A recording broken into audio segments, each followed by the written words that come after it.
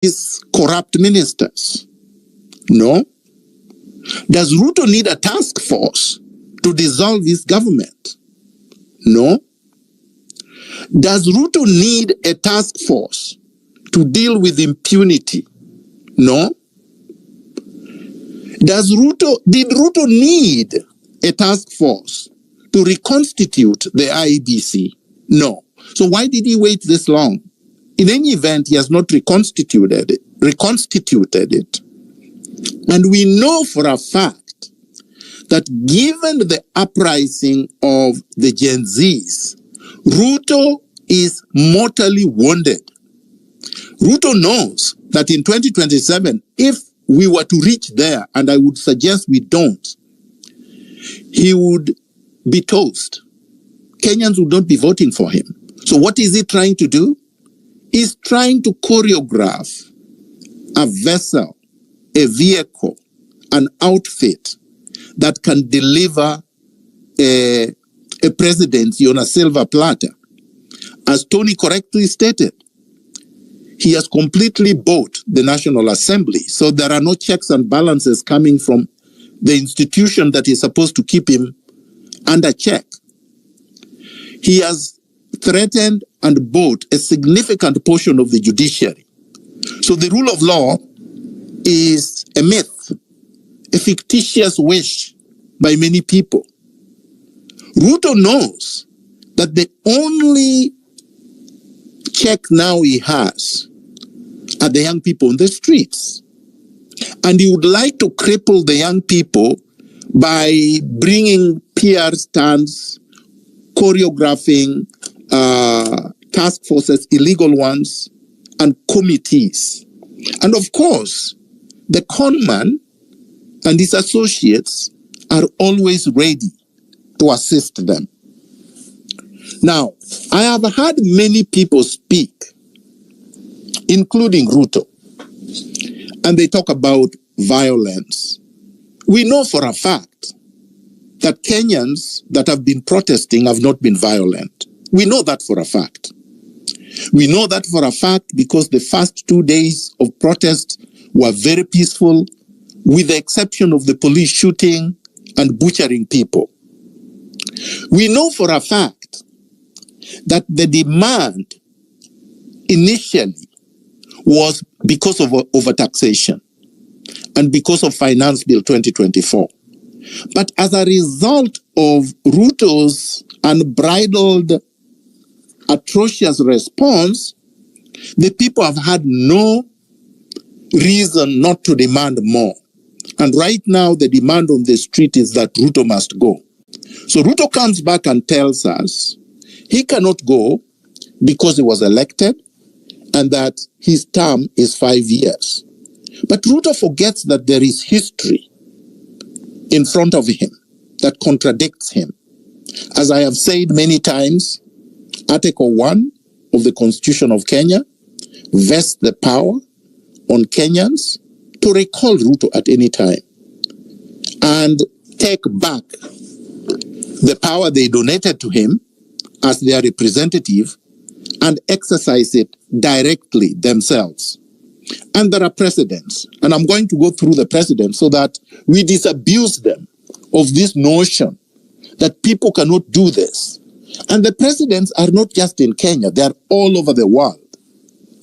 The first popular revolution in the world was in 1789, May 5th, 1789, in France. And that revolution took 5 years. It started on May 5th, 1789, and it lasted up to November 9th, 1799. So these people who are saying if the Gen Zs were not able to effect their revolution the first few days, then it is lost, they cannot succeed, are wrong. Because even the French did not do theirs in 1 day. They did not execute the French Revolution in 1 week, or 2 weeks, or 1 month. It took 5 years to effect. Now, there are many that have taken a shorter period of time. And I'm only going to go through popular revolutions, not military ones, because that's what they want to suggest, that anybody who wants to remove them is looking to inflict violence or to use arms in order to remove him, that it is undemocratic and it is unconstitutional. The French Revolution was done by people on the street, and there was no use of weapon. Closer home, the Sudanese protests against al-Bashir dictatorship in December 2018 to April 11, 2019, 4 months, were also peaceful and did not involve the use of weapons. But al-Bashir, who was 1,000 times stronger than Ruto and had been in power for 30 years and was a military man, was removed from power. And he was removed peacefully, without violence. Yes, people would say later on, the military got involved and caused chaos. But those chaos were not caused by the people. And it is not always true that the mistakes that are made in other countries will be repeated in another country. Now, let's go to Burkina Faso, also an African country, which happened, the protest happened between October 21st to October 31st and removed Blair Compaoré. This one took 10 days.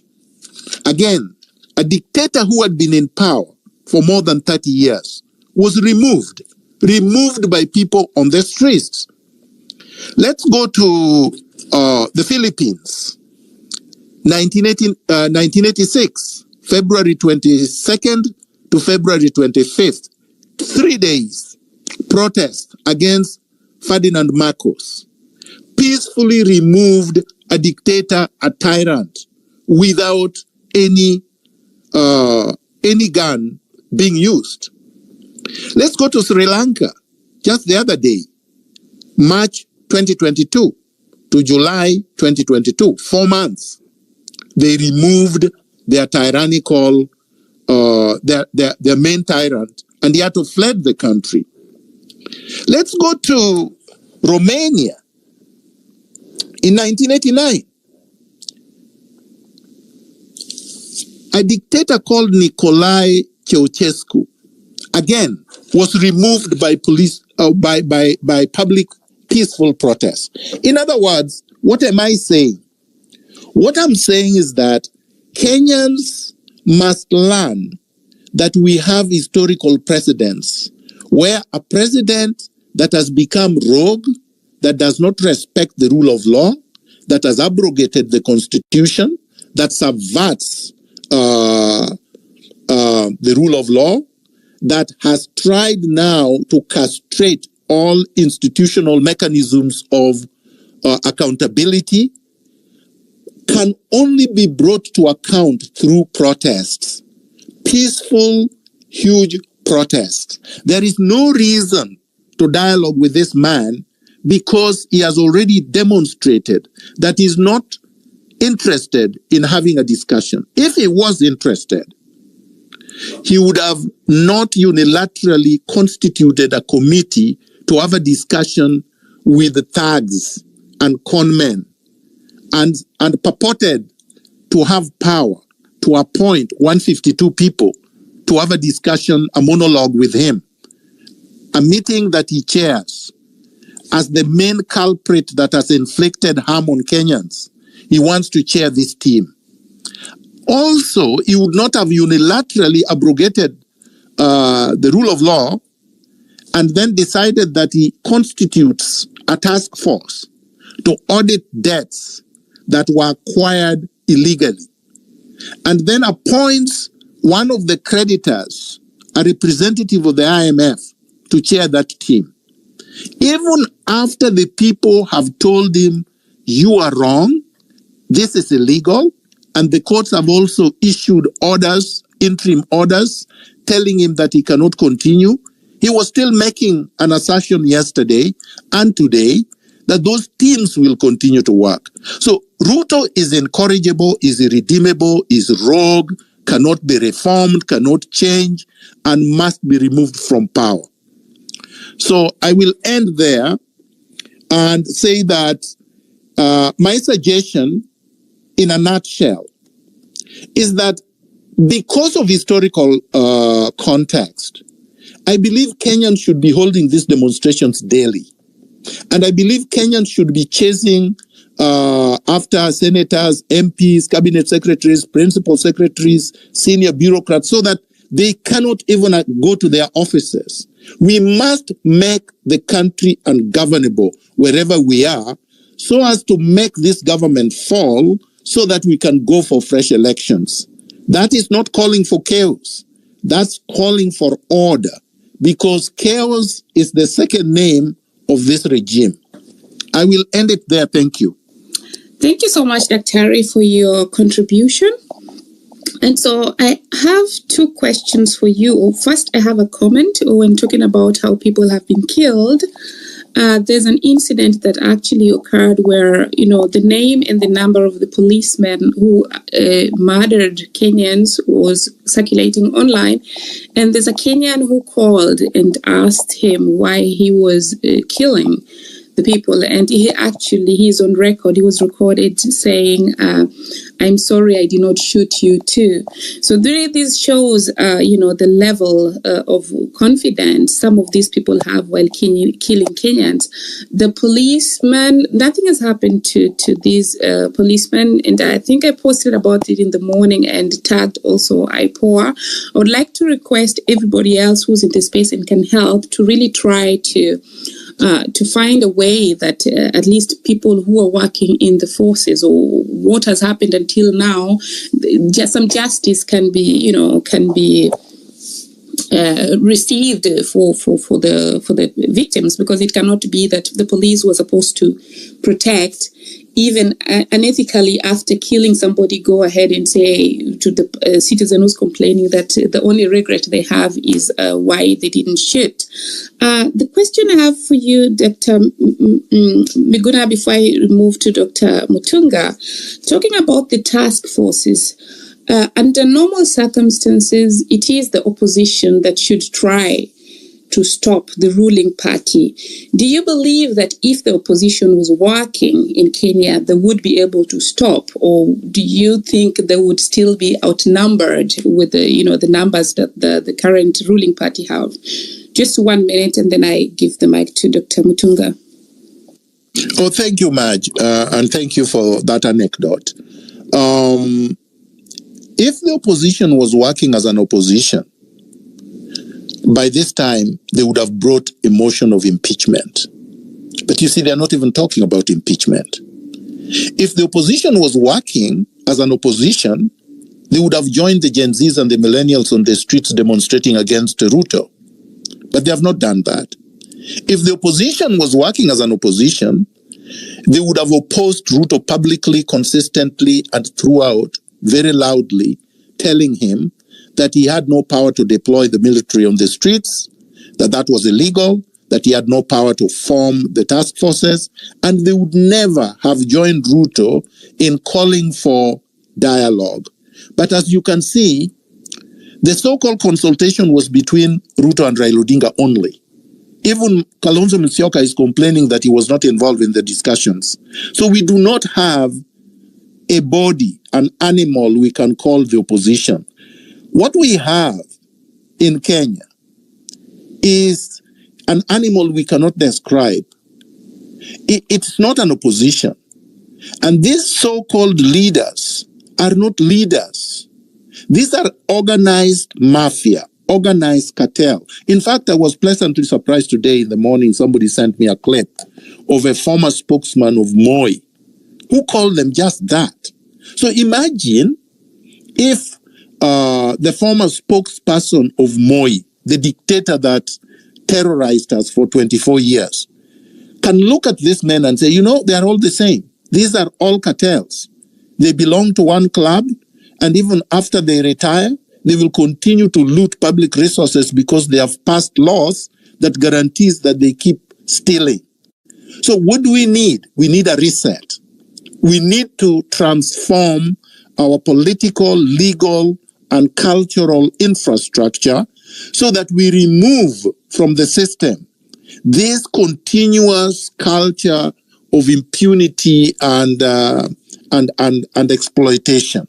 So no, the short answer is no, we don't have a normal opposition. And if we did, yes, they would have brought this government to account. Thank you so much. So my assumption is that the current opposition in the country is the population and the Gen Zs plus every other citizen that's protesting out there. Okay, so now, Dr. did you want to say something before I go to Dr. Musi? I wanted to agree with you. Okay. The Gen Zs right now and the millennials on the street is the opposition. Thank you. Dr. CJ Mutunga, over to you. Thank you very much.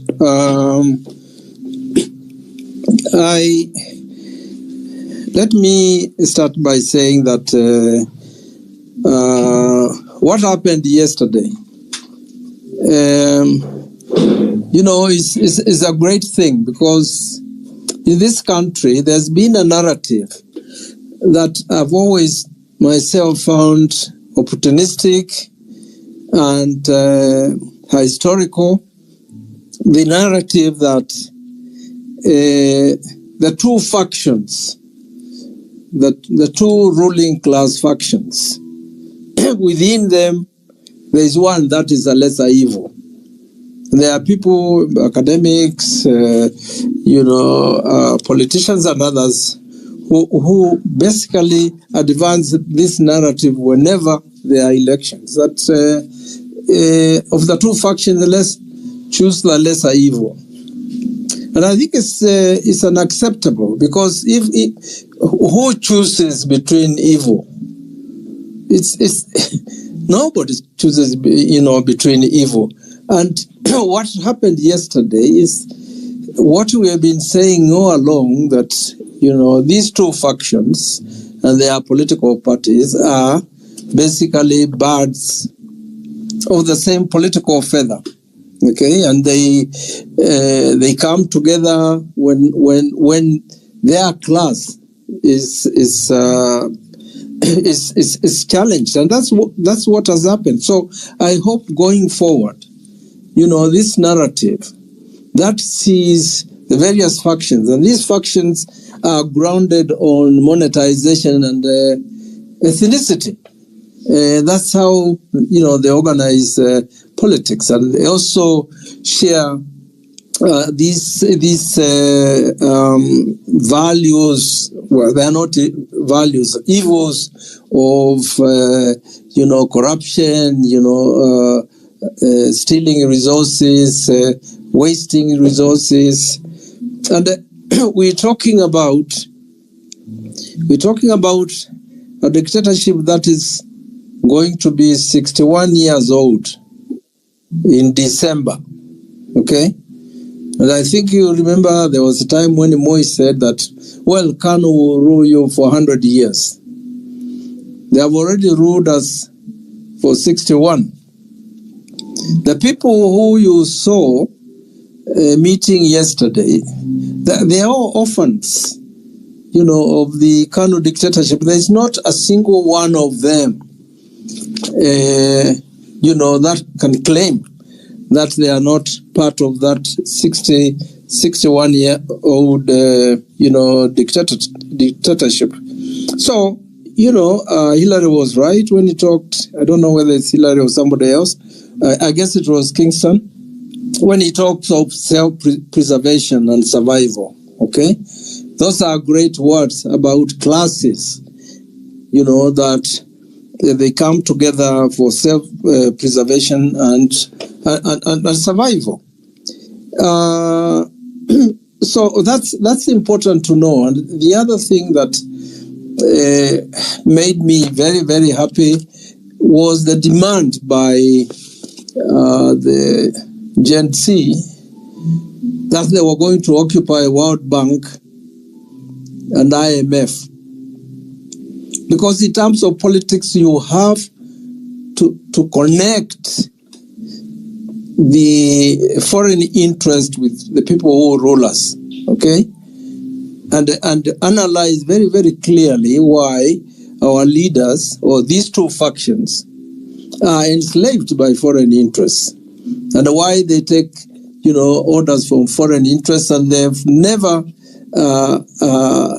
participated in any public participation. Okay, look at the case of Haiti. Okay, we were not consulted. Look at the case of Palestine. We were not consulted. When the courts say that police officers can't be, deployed in Haiti, it's unconstitutional. That particular court order is disobeyed. And in my books, if we are going to talk about the rule of law, then any government that subverts the rule of law is illegitimate. So it's very, very, very important that, as Miguna says, as the people demonstrate, as mass action goes on, it's very, very, very important to make, that connection, because that connection is important, in my view. So the other thing, and this is now talking to the before I do that, let me talk about task forces, and I give some history. I'm not going to give it the way Miguna has brilliantly given it in terms of dates and so forth, because I haven't done that work. And thanks Miguna for articulating these popular revolutions and uprisings. So when it comes to task force, in this country, there's a history of destructing, movements through the formation of task forces. Okay, and I'll give you examples of a few. When J.M. Kariuki was killed, March 2nd, I think that's when his body was discovered, 1975. The system very quickly set up a parliamentary commission that was headed by somebody called Elijah Mwangale, who was, I think, MP for, where Mukiza Kitui was MP. I don't know what that constituency is called. And it's what that parliamentary commission did was to really diffuse the tensions, because people were very angry about JM's murder. The universities took to the streets, and so to diffuse, that particular popular unrest, this commission was quickly formed. When it's reported, nothing was done. Even the parliament tried to change some of the findings, and nothing was done. Then in 91, I think after the ethnic clashes in Rift Valley, there was a Kiumi commission. A lot of time taken there. People having this hope that there was going to be a solution. Those involved were going to be prosecuted and jailed. Nothing happened. Okay, Ouko. Robert Ouko was killed, I believe, 1990. There was what was called the Troon Commission. They brought this British guy from Scotland Yard, to deal with, to do the investigations, and then there was a commission chaired by the late Chief Justice Kisheru, Richard Kwach was in that commission as well, and it was a board, commission actually, and the Moi saw exactly where that commission was headed, and it disbanded, and those who are suspected of Oko's murder were arrested. They were never charged, and there were no prosecutions. I think a lot of the millennials who remember the Work Commission, or even the Gen Z, I think this is 2007. After that election, there was the Work Commission. Okay, and when you look at all those commissions, the common denominator, in my view, is that they were used to diffuse popular uprisings, to make sure that the public anger, dissipated, and that will be it. And they use these task forces, like the Uko thing. If those of you remember, Uko was supposed to have shot himself in the leg and doused himself with acid and burned himself.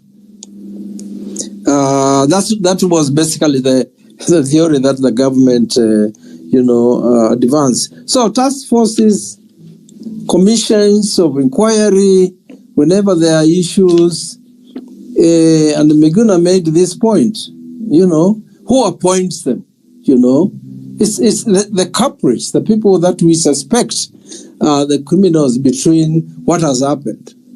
Okay? So we should reject them. The other thing that is historical in terms of demonstrations and mass action over years is the fact that the criminal elements, people have talked about goons, they've talked about criminals. What we have known all along is that within the police force, there is always a criminal gang. And that gang invariably is reports to the president and not to their superiors. And they have been dangerous. Those of you who are of my generation will remember the famous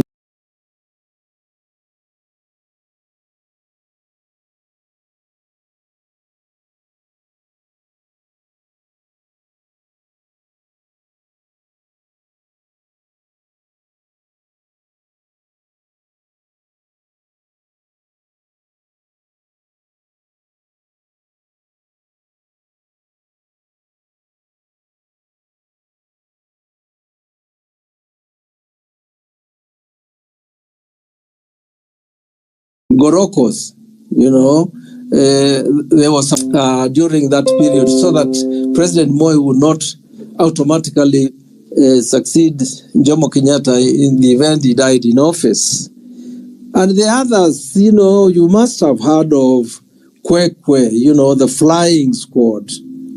And even the current one, I think, is called Rhino. They have, names. And the politicians themselves have militia. Okay?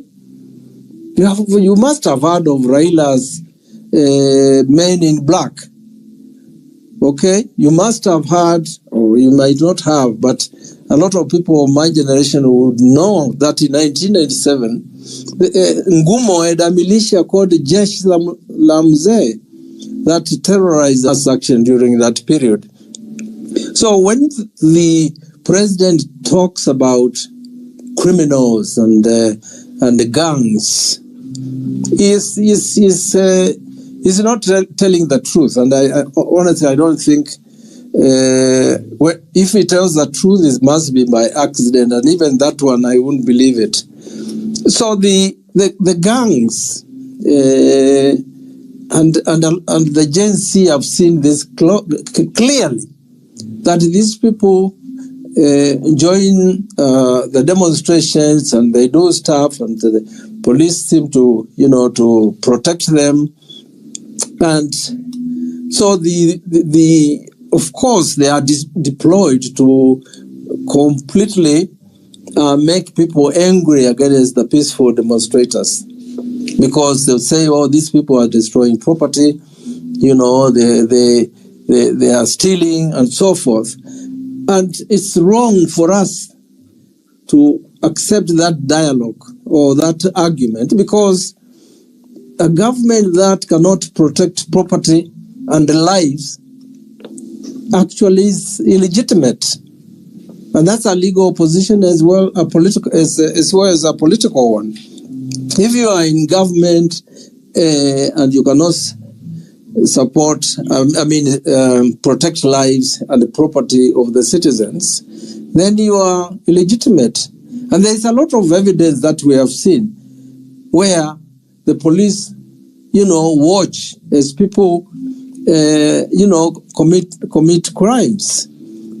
So this narrative about gangs and whatnot, okay, if the state was actually protecting the demonstrators from the gangs and making sure that the gangs don't steal or destroy property, then I'll be persuaded. But they are the ones who resurrect them, because those gangs are always, there. I mean, we've all known about Mungiki, for example, all right?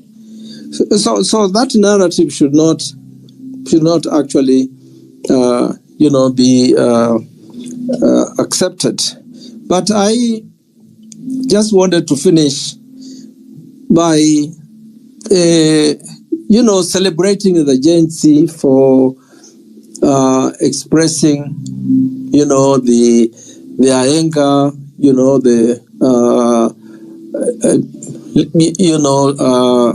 protesting, this uprising or this revolution, and I look at it also as a generation that is also telling the government that they have to respect constitutions, they have to respect the rule of law, that they have to respect the human rights of Kenyans, and they are talking about the material interests of the youth and the Kenyans, and that's politics of issues for me, and I think it's very, very important, and I think it should be continued.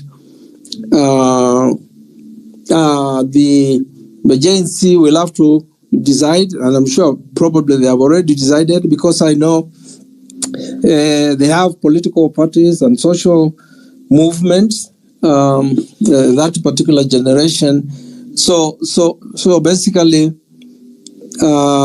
we don't need to, to devise you. It's your movement. We glorify it for the reasons that I've given. Go ahead and decide on your political and ideological positions.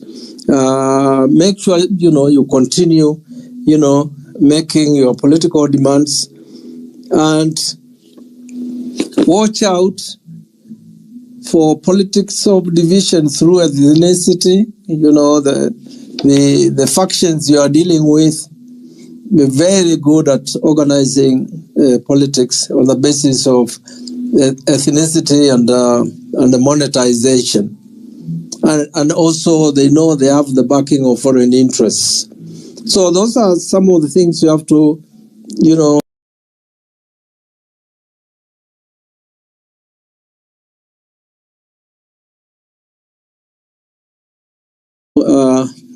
to watch out. Watch out that narrative people coming to say, oh, well,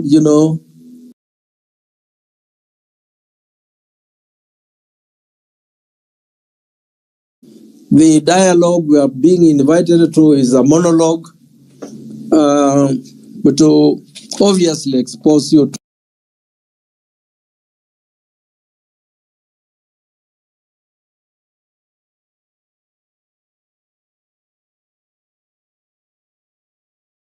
action. And I just wanted to finish. Kachoka asked me to comment on Article 241 of the Constitution, that is the deployment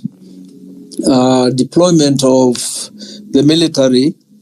Under that particular section, article, and the paragraph, I think that in fact the paragraphs, they use the wrong paragraph, all right, okay, because and even the ones they try to use, we didn't have an emergency or disaster, okay, in the country. Constitutional mass action under 37, Article 37 of the Constitution cannot be called an emergency or a disaster. Nor can it, the other C, that paragraph C that Kashoka was talking about Parliament, giving approval. It also says that the military may be deployed to restore peace in any part of Kenya affected by unrest or instability, but only with the approval of the National Assembly. I don't agree that the mass action that were constitutional and that invoked the Constitution and the rule of law can be described as unrest or even instability. I think this one is like when you have some areas, and I think you have some areas in the Rift Valley where there are such deployments. But what was happening, in the last few weeks was not unrest or instability. It was peaceful. It was young people expressing their anger constitutionally, exercising their freedom of expression, assembly, movement. So, in my opinion, what we are being prepared for is a declaration of state of emergency, which is under 58, Article 58 of the, of the 58 of the Constitution. And that, when you look at that, provision, I think it's 58. Yes, it is. When you look at that, article of the Constitution, you will find, it's called state of emergency.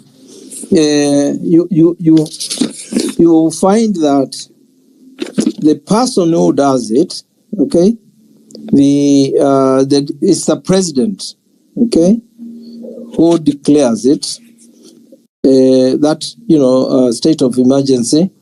And of course, it lasts for 14 days. Then it can be extended by Parliament for, 2 months. And also, it's subjected to legal action. The Supreme Court may decide on the validity of the declaration of state of emergency, and that means that citizens can, of course, go to the Supreme Court and challenge the validity of this state of emergency. But I think that's probably where we are headed, and we should be, prepared for it. But even if there is that declaration, as I was said, the conditions are also pretty strict in terms of the timelines, in terms of the challenge. So I'll stop there, and thank you very much, for listening to me. Thank you so much, Dr. And yes, just a comment and some few questions before I open now the floor to everyone to just ask questions. Dr. Miguna mentioned not having knowledge or having to be really just, not, having knowledge beforehand about the armory, and was, suggesting that it would be difficult for the average population to know where this is, and so there were comments around or concerns that even the parliament, when the demonstrators said they were going to occupy it, that it was indeed understaffed, and of course this is the government to come out and say something about it, but there is an impression that probably the police were not really well prepared or did not want to. So it was more of, it could be also just a setup. And there's also some news that was going on about the CCTV of the parliament not being found. So these are all information that are really causing anxiety in the population when they think, okay, is there something being hidden? So probably it would be good for people, for the concerned or the people who have the mandate to also really inform the citizens, so that citizens do not need to have suspicions. So the question I have for you, regarding the deployment of the military, as we saw, okay, in your opinion, you say what happened is not exactly an arrest or instability, and we saw that the approval was from the parliament was actually retrieved after, which was not in line with it. And so what can we do about it at this point? Are the citizens just going to, wait for it to take the course that it's taking, or is there a way of actually retrieving it back so that we don't have the military deployment, on the side, because that is also causing anxiety in the population? If you can answer to that, then the second question, I see your miking speak. The second question is yesterday the ruling party and the opposition decided that they're going to form a government of national unity. Does the ruling party legally still have the mandate to do that? Over to you, Dr. Ray. The two questions. Yeah, I think I tried to explain the article. This Article 241 that was used, and you have already said that even the so-called approval they got was what we call retrospective. They didn't go to Parliament under that particular paragraph before they did what they did. And I was just arguing that there is no way what was happening could be described as emergency or disaster or unrest or instability. It was a constitutional expression, by the young people, and they actually, used the supreme law to make those demands. Okay, so they have to be praised for doing that. Okay, and as to about the armory that you raised, it's not even a matter of our concern. It's blatant lies. Okay, blatant lies that the people who are so peaceful, were also raiding an armory, in parliament, and they were preparing for a coup d'etat. Okay, it's Kibaki who used to say, and I think he said that, and everybody remembers what he said when his election, 1988, when he was winning during the Q elections, and the presiding officer in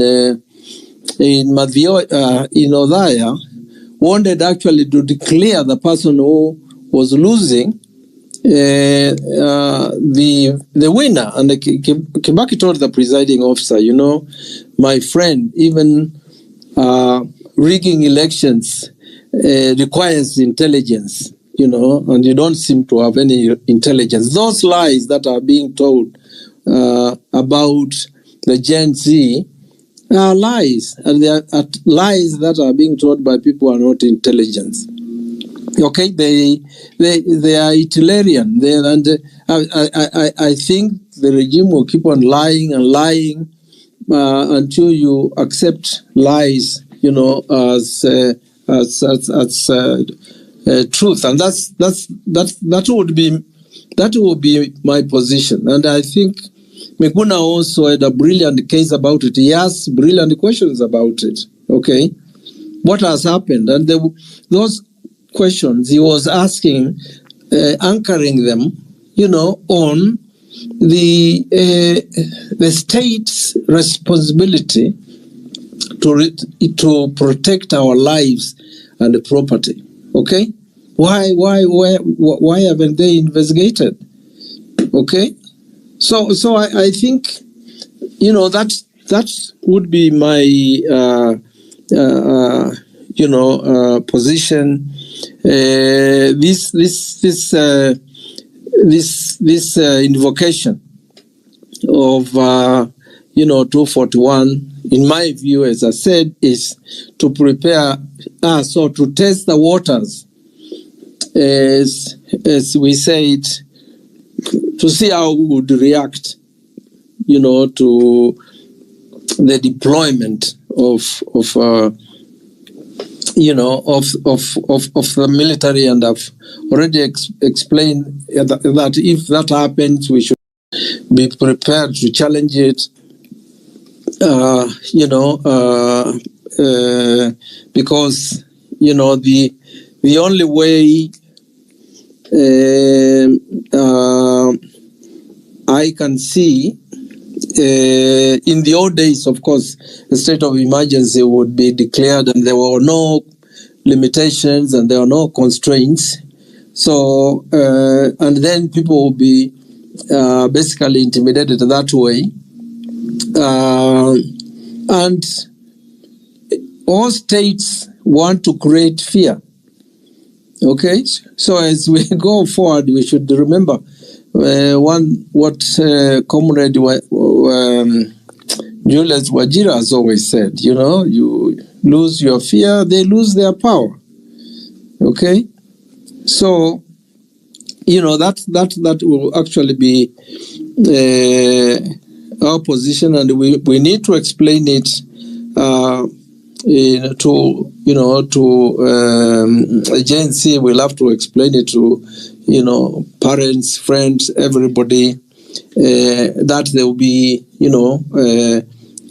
challenges at some point. As I've said, they might challenge their movement on the basis of ethnicity. We have heard this, this is Agiko, this, or this is this, or these people, whatever. And I've seen also that there ethnic militias that were on parade in Eldoret. Those are the kind of things that, we should pay attention to. And I just wanted to end by,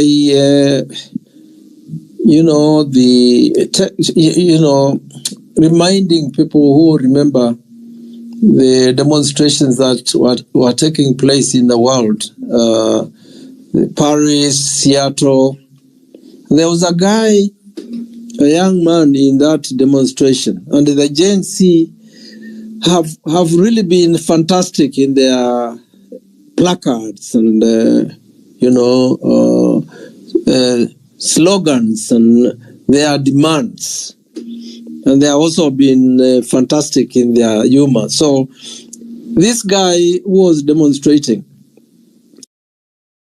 had a T-shirt where he was basically telling, the ruling elite in the world, that at that point the population of the world was 6 billion. And he said, you're just 60,000, I think he said, but we are 6 billion. Okay, and I think that's the position Miguna was making, that popular uprisings and where people are involved, all people are involved, and they are peaceful, they are unstoppable. And so I wanted to end on that note in answering your questions. Thank you very much. Thank you so much, Dr. Ray, for your response. Kingsman, please take a go, and then we open the session for Q&A. I think mine was just an addition to what Dr. Dr. Mutunga has touched on, and what also Dr. Miguna spoke about. Mine was just on the utterances of one of members of parliament who was overheard in some local stations talking about that if he was in charge of this country, or if he was the president by now, he should have killed as many Gen Zs as possible by killing at least 5,000 Gen Zs a day. And as we are speaking as of now, no action has been taken against him.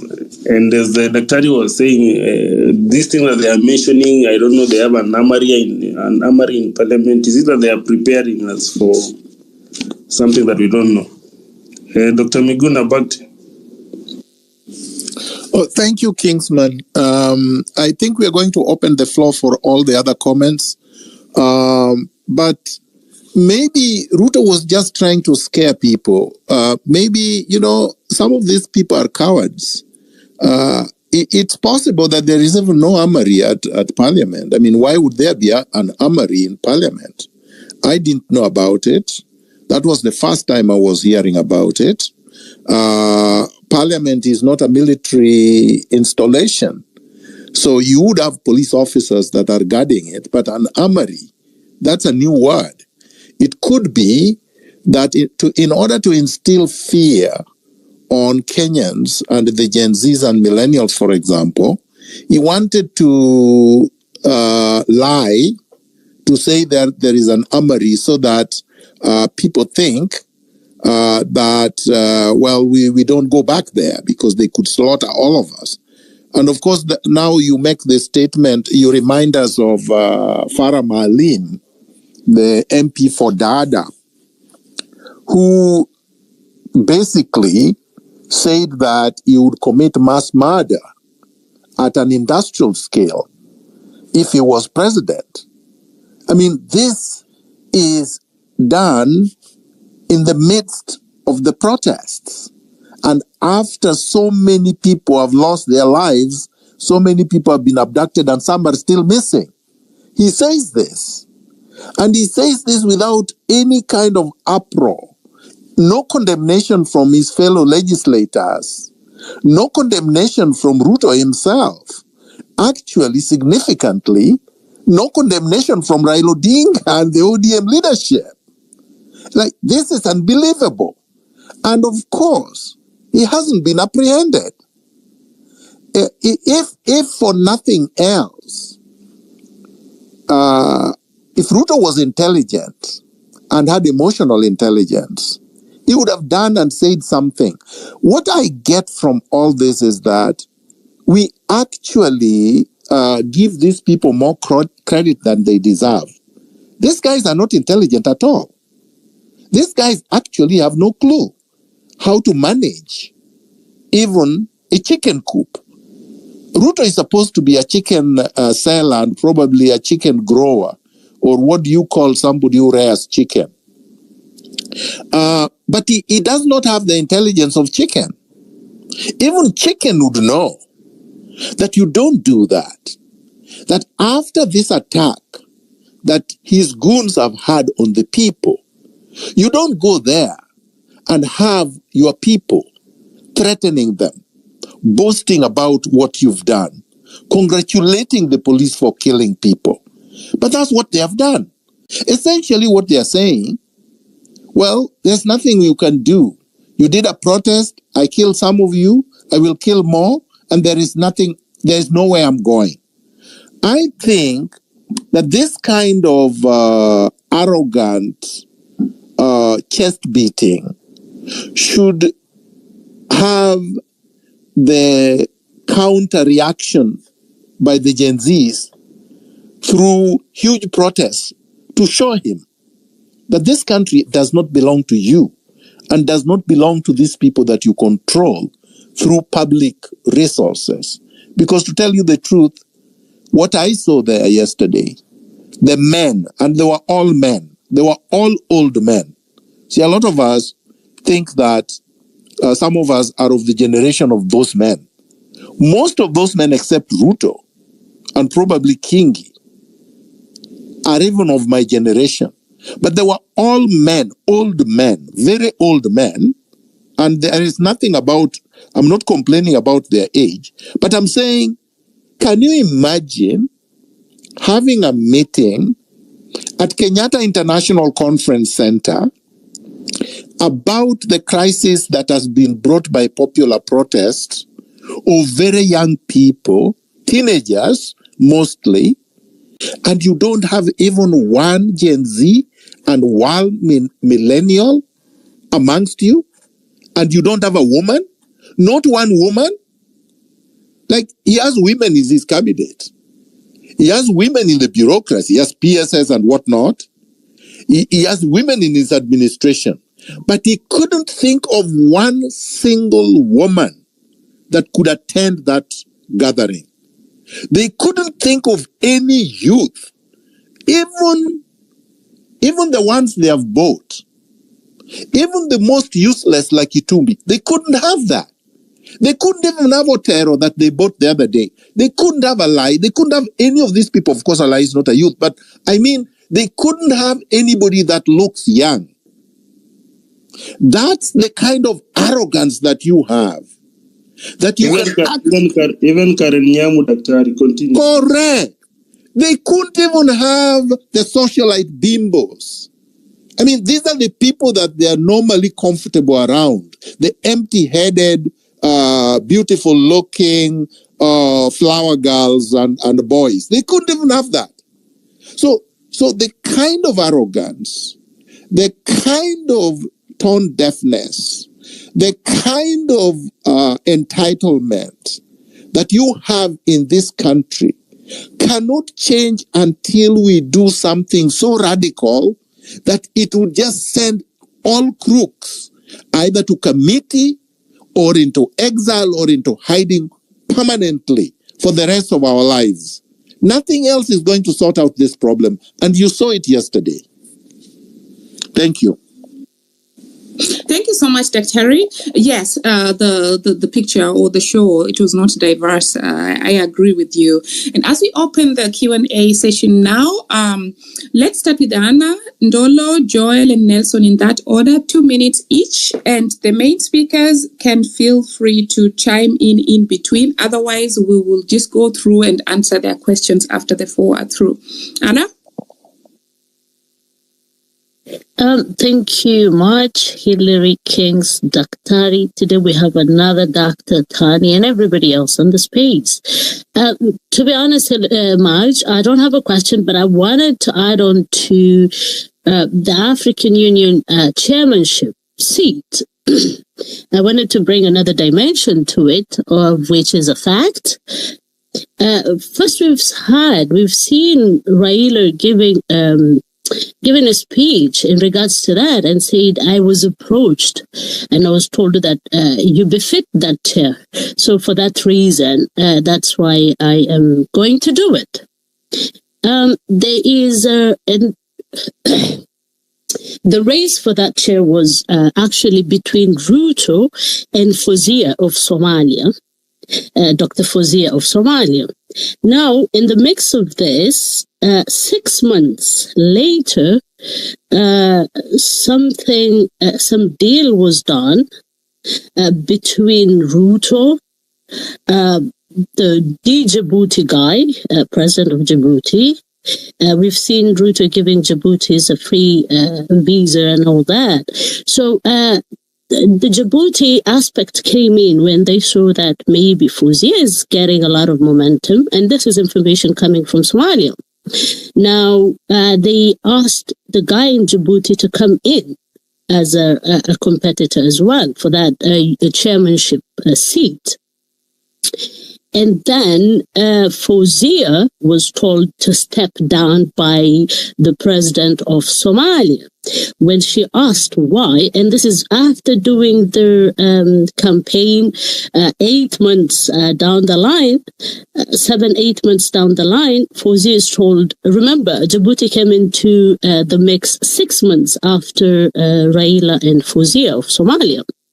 Now, Djibouti, currently the story has, and from the Fawzia herself, we hosted a space for her, said she was called by the president of Somalia and the prime minister, and she was told, there is somebody else who we are leaving this seat for, so you need to step down. And she said, okay, but for what are the reasons? Are we exchanging something for our nation? In that order, I will step down, but give me a reasonable reason. I've put a lot of effort, time, money, campaigns.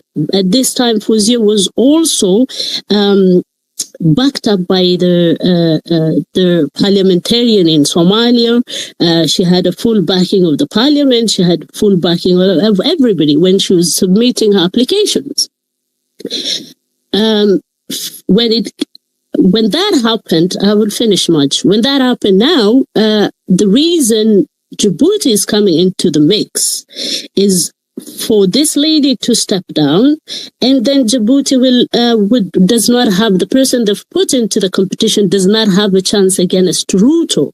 So this way, against Odinga. So this way, Ruto gets rid of Odinga. When you said Ruto the whole time, I was thinking, okay, what does it mean? But thanks for correcting that. No, yes, it's Odinga. Yes, correction. Yeah. So, so this way, the guy from Djibouti does not have a chance of winning the seat against Raila. So this thing is being cooked from a lot of aspects. For those who don't know, it's not only within Kenya that Ruto is told to step out to vie for this chairmanship, but it's gone to the extent of asking a Somalian candidate to step down who had a very good chance. Remember, this seat, actually, it's over how many years that a woman has not sit on that. So she looked a lot favorable for a lot of countries. And when they saw that threat, and Ruto wants to make sure that Raila gets to that chair and he's out of his way and out of his neck.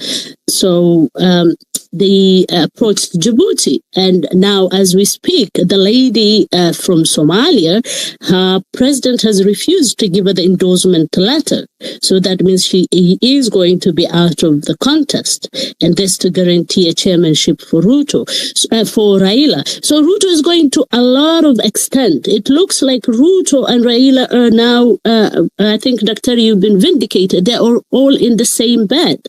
They're all in the same group. And they're going to even far countries out of Somalia to make sure, out of Kenya, to make sure Ruto goes to the AU. And there's a lot more that they're cooking for the AU and within those chair. It's not just Ruto, Raila to be on that seat, but there is more that they need to cook up. So I think this gang, they're far deep, they're far dangerous than we think, they're more connected than we think, and there is a lot much worse that they're doing, even outside Kenya. Thank you. Thank you, Hannah. I think I'll give, Dr. Terry has raised his hand. He can get back to you and then I'll say what I wanted to say to that. Over to you, General. Yeah, Maja, I just wanted to say to Hannah, this seat is irrelevant, and it is irrelevant to Kenyans, and it is useless. I have described it as equivalent to the Luo Council of Elders. It amounts to nothing with no power, so it's irrelevant. And number two, what happened yesterday was actually a very good thing. Many people would agree with me that having all this organized mafia, the cartels and the conmen in one basket is an excellent thing, because now it has sorted out all these kind of shenanigans. Kenyans can see who their enemies are. I've been talking about this thing for years, more than 10 years. And there are a lot of people who are abusing me, dismissing me, and hurling all manner of epithets. And yesterday they say, aha, finally, we now understand what you've been saying. So I think that Ruto has actually solved our problem, Ruto and Raila, by getting into one basket, something that they were not even able to do in 2018 when Raila got into bed with Kenyatta. You see, when Raila got into bed with Kenyatta, they left Ruto outside and they were conspiring against him and fighting him. So that way, the elite were fractured and they were confusing Kenyans through that fracture. Now they are all in one basket and we need to bury them all together. Thank you. Thank you so much, Dr. Terry, for that. Yes, just 1 minute to that.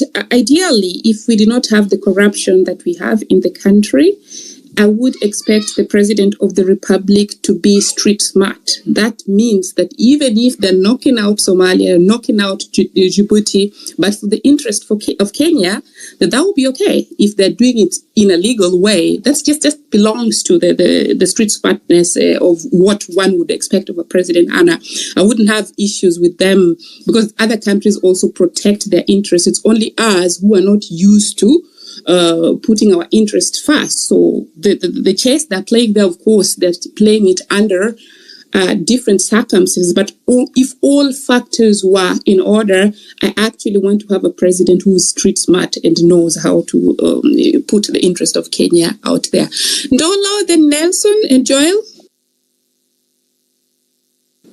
Yeah, thank you so much. I hope I'm audible. Loud and clear. Thank you. Dr. Miguna and Dr. William Tunga, thank you very much for the conversation and for holding the spirit of patriotism and for being there even when people didn't believe you. Mine is a question of the general system in Kenya. I come from engineering background, and we have so many things, and you can see right now even engineers are agitating to occupy Engineers Board of Kenya. There is, I can give an example. In 2018, we had what is called the engineers rules of 20. By then it was a draft 2018, and they asked for comments. And comments were given. I remember we submitted comments. I myself wrote in the comment and submitted as a group. And unfortunately, when the rules were gazetted in the Kenya Gazette, we did not have the comments taken into consideration. Now, this has caused a lot of problems. Now, this is just an example that most of the public participation processes in the country are just a show. In the end, just to show that we as an institution, we have gone through the public participation process. However, the real concerns of the people are never taken into consideration. This could be a problem in all systems, all the way from mashinani up to the national, and we saw it during the finance bill, where last year actually was even worse when they passed the finance bill without even having to look at the concerns of the people, cost of living and the rest. So this Mtadu, I think in the Luo culture where you come from, in the Nyando region, Kano, they call it Otada. This Otadaness, how do we go against it? How do we go through this Otada system? Thank you. Thanks. That's taken. Joel and then Nelson. And because we have a lot of speakers, Tony, I see you. Take that before Joel goes. Go on, Tony, here.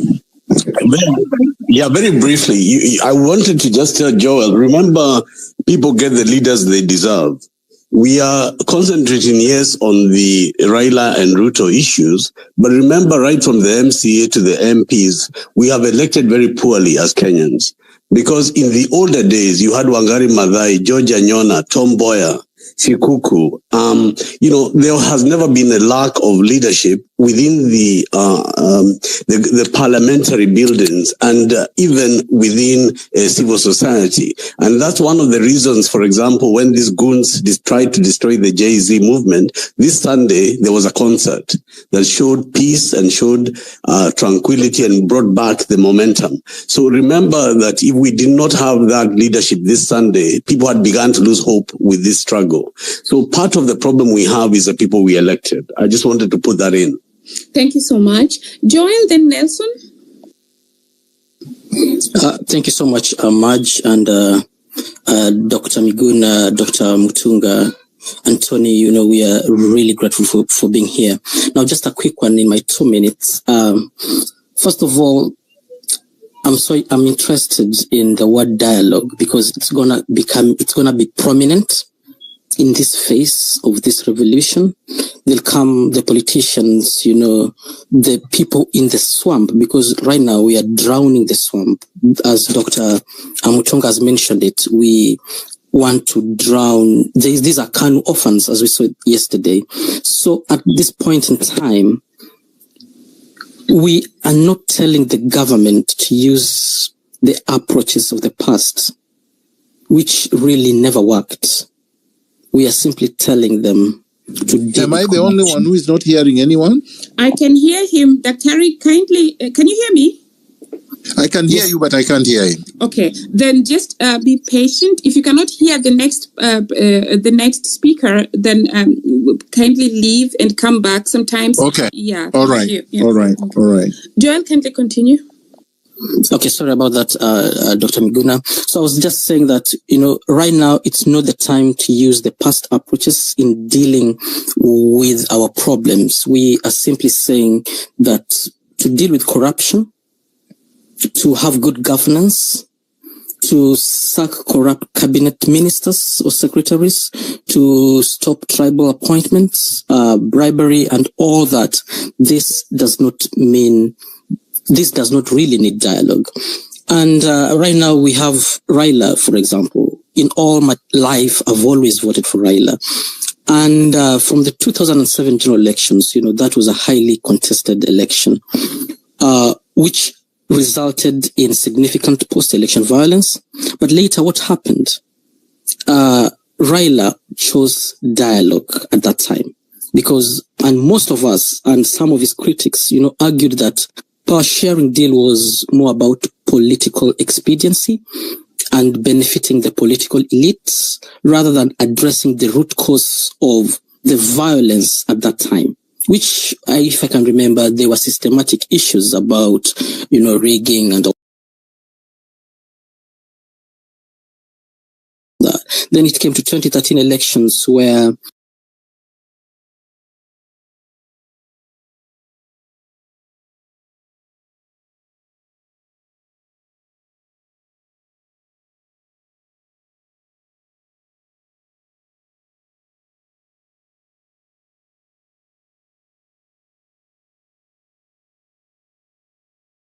which was a political maneuver to consolidate power and to... Joel?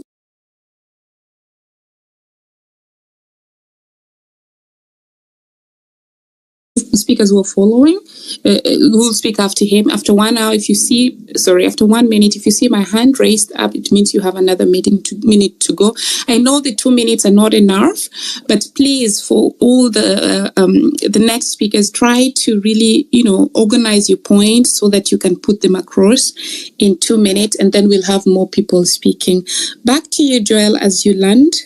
Thank you. Okay, as I land now, we realize, after all that, this is all about political expediency, consolidating power, and even marginalizing opposition voices. Right now, for me, I feel that is the aim of the political class. The KANU orphans right now, they want to marginalize us. They want to silence the opposition voices. And, it's argued that really this serves their interests, the political elites, rather than addressing the needs of ordinary Kenyans. And as I wind up, there has been deaths, right now, Danzel Onyango Omondi, that was very painful. And the rest, and many others who haven't been mentioned, who haven't been heard. And at this time, the anger really should prick up to the bone, because many people, they're going to use this to silence people. They're going to use deaths. They're going to use abductions. They're going to kill people. And I would just want us to be encouraged by this and not to give up. I'll land there. Thank you so much. Thanks so much, Joel. Over to Nelson. Dr. can you now hear Nelson? Hi, Dr. Miguna. Yes, I can hear. Great. Continue, Nelson. Yeah. Okay, thank you, Marge. Thank you, Hillary, for this space, and thank you, Daktari, and every other speaker, CJ, Anthony Gashoka, and the rest. I have only 2 points to make, and the first point is, so I have been reading some memoirs of Black revolutionaries from different parts of the world, and there is one quote that has really stuck with me, and the quote goes, "Each generation must, out of relative obscurity, discover its mission, fulfill it, or betray it. We are the generation he speaks of, and the power is within us." As it was in Fred Hampton, to provoke change and become leaders. So this was after the civil rights movement in the US. And this quote basically says that every generation has its mission, and we have the prerogative to either fulfill it or to betray it. We saw the multi-party fight and other generations that fought for their that fought for their mission, and they won. And right now it's us, the Gen Zs and the millennials, and it's up to us to either fulfill this mission or to betray this mission. And this mission is actually the economic independence of our country, because far too long we have not been independent economically in our country. We've been having extractive institutions instead of inclusive institutions. My second point is what Dr. Miguna extensively explained, so history. But the angle I want to raise is that whenever tyrants face insurrections or uprising, they normally try to meet it with a lot of ruthless. They use a lot of force, like we've seen how they killed people in very peaceful protests, and we can draw parallels in history, like from the French Revolution, which Dr. Miguna spoke about. What you need to understand is that when tyrants are faced with this kind of situations, they will always use brutal force to make people to fear, and so that they brought the army so that people can fear. The night before people were going to State House, they were sending people inboxes, paying people personally. So many people inboxed me from the government. They sent me messages telling me, "Oh, tell those people if you go to State House you will be killed." So they try to use this kind of mechanisms to survive, but it's all in history, and we can use history just to predict what they will do next. And so this is the French Revolution. They did the same. Muammar Gaddafi did the same. In Romania, same everywhere. There's so many examples. Even in Zimbabwe, Robert Mugabe did the same exact thing to... Yes, Vanj? You've gone past Bennett. Yeah, you've gone. You're not the third. Okay. Land. Yeah. So this was my 2 points, and I just want to encourage everyone to do not think that the revolution is dying out. This is just the beginning, and everything you're seeing is as per the script of revolution. And with time, we are going to conquer and to make our generation proud, because this is our mission, to bring economic independence. Thank you. Thank you so much. So the previous speakers haven't posed direct questions to the guest speakers. So I'm inviting Eunice and Karani in that order. And so my question would be, of course, no dialogue, no retreat, no surrender. If you could, center your points to that topic. And if you have questions, then just feel free to shoot. 2 minutes each. Please be reminded that we should keep within the 2 minutes so that at least some more people get the time to speak. Eunice, over to you. Hi. Hello, everybody. Can you hear me? Clear. Okay. Great. Thank you all. Thank you, Dr. Miguna and Dr. Willie Mutunga and Tony and everyone here. Mine is, I am not a politician. I am just a business lady, and all of you who are in business, you know how difficult it is to do business in Kenya. And that's why I'm saying no surrender, and we cannot retreat. And this is my reason. You see, this government, or Ruto, is supported by 4 pillars. Number 1, he was able to put the MPs into his pocket. Number 2 has been the church. Number 3 has been the international community. And number 4 has been we can say he has the support of the police, maybe. And one thing that we had managed to do the last 2 weeks was scare the MPs, basically destroying that pillar. And I remember there's a week they could not even speak. And that's why I'm very angry that even, they have come back, they're able to speak with a lot of arrogance as though we don't mean anything. And I wish there's a way we could stop, especially the mainstream media, from giving them a platform. And we should not give them room to speak to us. They should go and speak and do the things that we are saying that they should do in parliament or wherever they meet. Number 2, I can see I hope they haven't started going to church, because we should not give them that platform. So my point is, let's keep the momentum. And I like the fact that we realize that you see, once we expose them to the international community and they cannot be able to support, or rather they will not get the support of the international community, definitely they are going to listen. When they talk about dialogue, is it what we saw yesterday? And I like what Miguna is asking. No woman, nothing, it's a shame, especially to the male gender and the old generation, to stand all of them, and they cannot even feel shame, and they even take photos to show us that, what, we can do whatever we want. So if we are going to get back our country, we cannot afford to give up, not at this moment. I see this as in 2002, when Kibaki came to power. I was in the university then, I'm a millennial, and we had so much hope, and we could see citizens arresting the police for bribery and all. And then over time, that momentum just fizzled out, and we've been on a road to, to downhill, back to the dark days and back to the, immoral society whereby nobody respects anyone. We don't value lives. We don't, we don't value what matters. So I think we should not give up, and especially deplatforming the MPs and the leaders. They should not speak to us until we see action. I don't know how that is going to happen, but I think it's our time. Mm-hmm. And what I like about this movement is that it's not. I'm going to now drastically just stop you. Please, guys.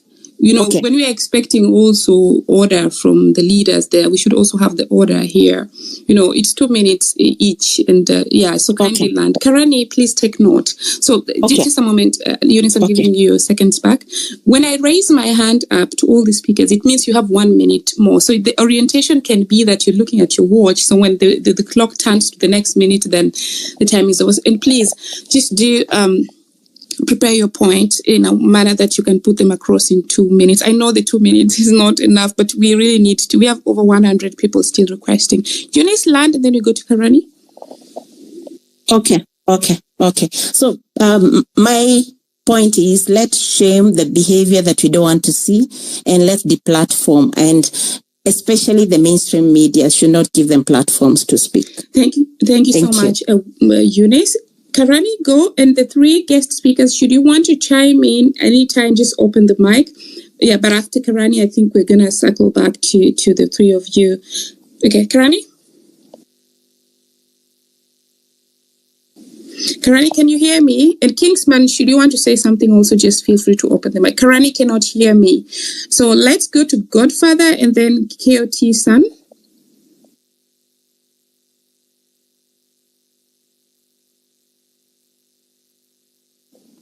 Godfather, can you hear me?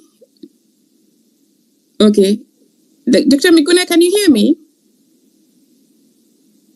Yes, I can hear you. I can hear you. So then the Godfather cannot hear. So KOT, please proceed. Okay, thank you so much, Amaj, and I'm really happy to see Dr. Miguna here and Dr. William Tunga. I like introducing myself with my official name. I'm Marvin Mabonga. And so I've ever had a conversation with Dr. William Tunga on matters of the Constitution when we were having a freedom fighters, the writers of the freedom fighters event at UON. So as we have seen the events that have happened recently. Just a moment. There's something in your background that producing some very, sounds. Okay, now I cannot hear it. I don't know if it's connected to your phone or something like that. Okay. Yeah, okay. And can I go on? Yes, please. Okay, so following the recent activities that have happened, we've seen the president return the finance bill to the parliament, and of course, by doing this, then we really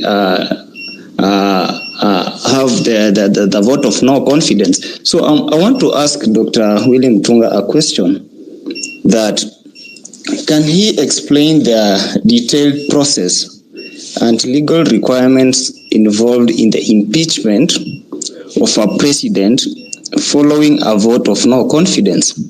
Specifically, what are the steps from the initial motion to the final decision, and what roles do different branches or do different arms of the government play in this process? Apart from that, I know most of us are the youth who are championing for the freedom and rights of the fellow citizens in this nation. So we might have a general election, if not soon, then come 2027. I'd like to challenge my fellow Gen Z that when that time comes, we really need to see the change in this nation. So let us all come out in large numbers and and contest for these seats, the members of parliament seats, senator seats, so that we can bring the change that we really need to see in this nation. Thank you so much, Maj. Thanks. Dr. Mutunga, over to you with a question from the speaker, if you want to take that. Yeah.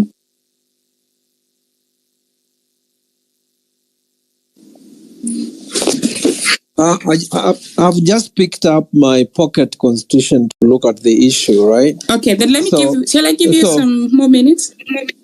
Yeah, just go on. Okay. I'll alert you once. Great, because I know you're also preparing on other points, so that's all right. Okay. So now, the next speaker is Milton, and then Kenya, and then Degwa. 2 minutes each. Milton, if you cannot hear me, I'll give the mic to Mkenya. Mkenya, go. Good evening, Maj. I hope I'm loud enough. Yes, you audible. Yeah. Okay, I would like to fire my questions straight to Dr. William Mutunga and Miguna, and also the other lawyers who are here. First, I would like to understand if we want to occupy State House. I would like to understand what measures we need to put forward if letters need to be written in advance, and how such a step could be taken if we are going to march to State House. That's my question number one. And the other one is not a question per se, it's just to say that there is no dialogue and there is no point of dialogue, and at no point when this conversation started, we said we wanted a dialogue with anyone. So that's from my side much. Great. That's really perfectly put in 1 minute. Thank you so much. Tony? Take a go, Tony. Yes. I wanted actually to raise was the importance of this conversation we are having on X space, because part of the problem we are having in Kenya, and I'm answering why people are feeling fear of State House or fear of doing things, is because the media in Kenya is highly compromised. The largest media house in Kenya is Citizen TV Kenya, with more than 50% of the audiences in Kenya.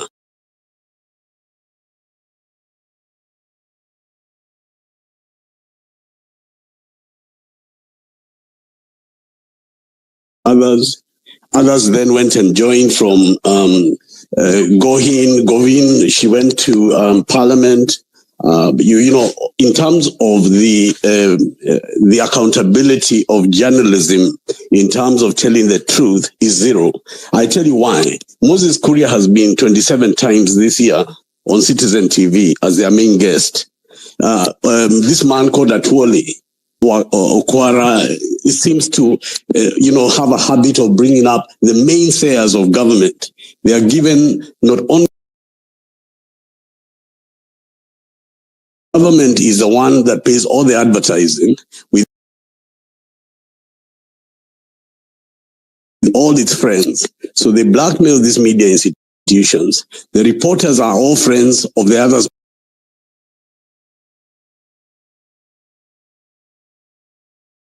All working in government. There is a compromised media, and I have gone on record with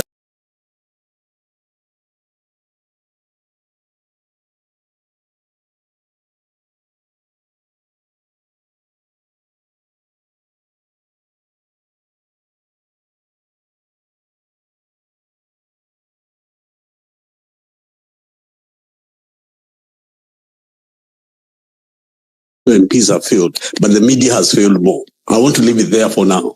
Thank you. And I would also like to take this opportunity to express my gratitude to Mkenya Daima. Do follow him. Reason is, when we were pushing information that would save the lives. Tara, I'm going to put you. Margie, can you hear? I can't hear you. I don't know if you're speaking, but I can't hear anything. I can hear you now. Can you hear me? Let me.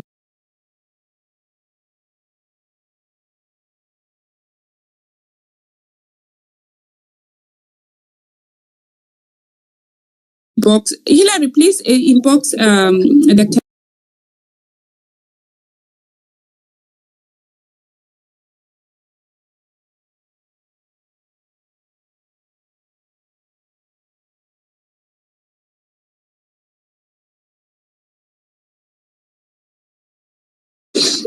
Now, Dr.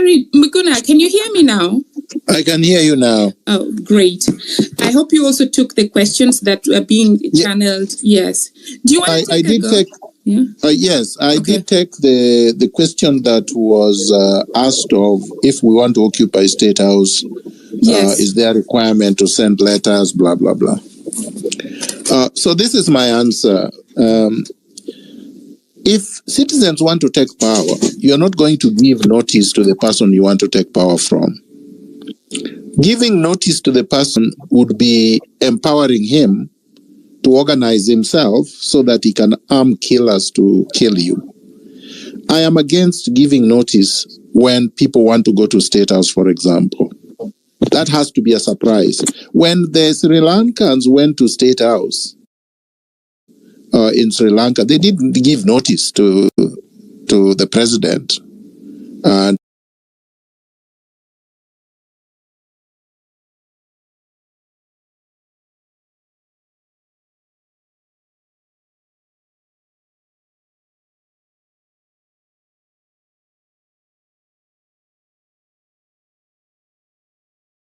so you don't have to say, this is what I'm going to do, this is what I'm going to do.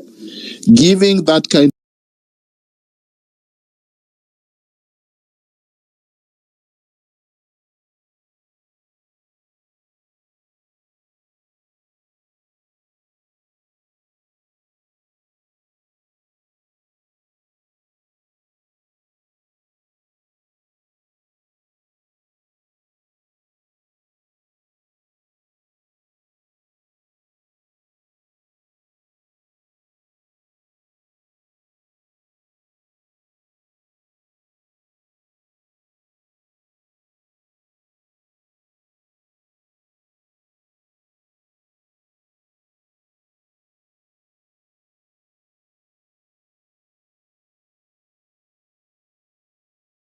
all should be protected anyway. But State House should be open for people to visit, should they choose to do so. It's not a military barrack. State House is supposed to be where the president stays after people granted him permission to do so. Should the people withdraw that permission and they want to occupy it and evict the person that has become rogue, I think the citizens should feel that they have full power to do so under Article 1 of the Constitution. The Constitution to visit Parliament and to go there and take the mace is the same power that allows you to go to State House. So legally, no, there is no requirement to give notice. And in any event, politically, strategically, it is dangerous to do so. Thank you so much, Dr. It's good that we're having this discussion because I'm actually one of the people who, there's a mic that's on. I'm actually one of the people who actually, when it comes to demonstration, of course, the rights are enshrined in the Constitution, but I'm actually one of the people who are against marching to State House. And my reasoning was, and in fact, this very upset a lot of people when I posted out there and say, do anything you want to do within the law, but just leave that house alone. Because I was looking at it from the point of view that actually the State House as it is, having the symbol that it has, the people who've lived there have just been there for 10 years, whatever years, and then they go. So looking at it from the point of view of a commander-in-chief of the defense force being in there, the moment the citizens are coming, and sometimes these demonstrations are also infiltrated, unfortunately, what role, because of course he also has his security there, isn't there a chance of escalation when actually his security wants to protect him and whisk him out? That was, Dr. if you can clarify that. Yeah, Maj, a lot of people don't understand that Ruto will be gone by the time people reach Serena Hotel. He would be gone by helicopter. He would not wait for people to reach State House. A lot of people don't understand that he may not even have been in town when there were demonstrations reaching Parliament. You don't know how cowardly these people are. But on top of that, it is disempowering to the people to tell them, to scare them away, to sell fear to them. Because all these revolutions we've been talking about, those places were also guarded. The French guarded their emperor. Ceausescu was more guarded than Ruto. The Philippines guarded their president more than Ruto. Compaore, a military man, guarded himself more than Ruto. Let's not sell fear to the people. Mugabe guarded himself. 1 million people cannot be shot on the streets. That would be suicide for Ruto. So let's not sell fear to our citizens. Our citizens have the power to take power that they donated to Ruto, and they can do that directly at State House. And I can assure you, once you have 1 million people marching to State House, there will be no shot fired. These police officers and the military will join the crowd. They will protest against Ruto. And Ruto will be gone before you can say hello. Thank you so much.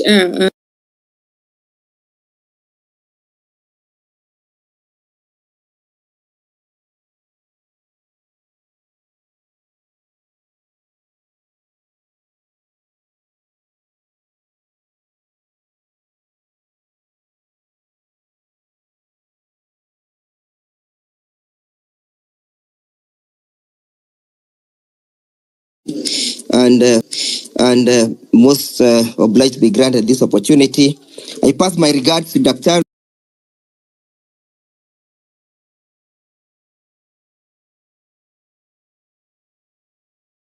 to extra constitutional means in the event the available constitutional tools fails. The last time I was on space, I made a proposal of the impeachment, but I also looked at the other constitutional tool that is available in the Constitution in respect of Article 144, and I'll still merge it together with Article 145 that deals with the question of the impeachment, even as we await the answer from Dr. Chief Justice Emeritus. When you look at the question of removal of the president on ground of incapacity, the Constitution provides that the National Assembly, supported by at least a quarter of all members, may move a motion for the investigation of the president's physical and mental capacity. If you look at the threshold of the process, we just need a quarter of the members of parliament to move this. Then the Constitution further says that if it is supported by majority of all the members of the National Assembly. So the threshold is very, very clear, and a threshold that can easily be achieved. Then it further says that upon the resolution of Parliament, that resolution shall be passed over to the Chief Justice, who within 7 days will constitute a tribunal to investigate the health status of the president to govern. I believe if we can explore the possibility of using that particular tool, we may not be too far from getting hold of William Ruto. If you compare the process of the removal on ground of incapacity and you compare on removal on ground of impeachment, the impeachment provides that you require at least a third of the members, and then to move the motion, and then you require at least 2/3 of the members to vote for the motion. So I believe these tools are some of the tools that can be explored in terms of trying to dislodge Ruto. Why?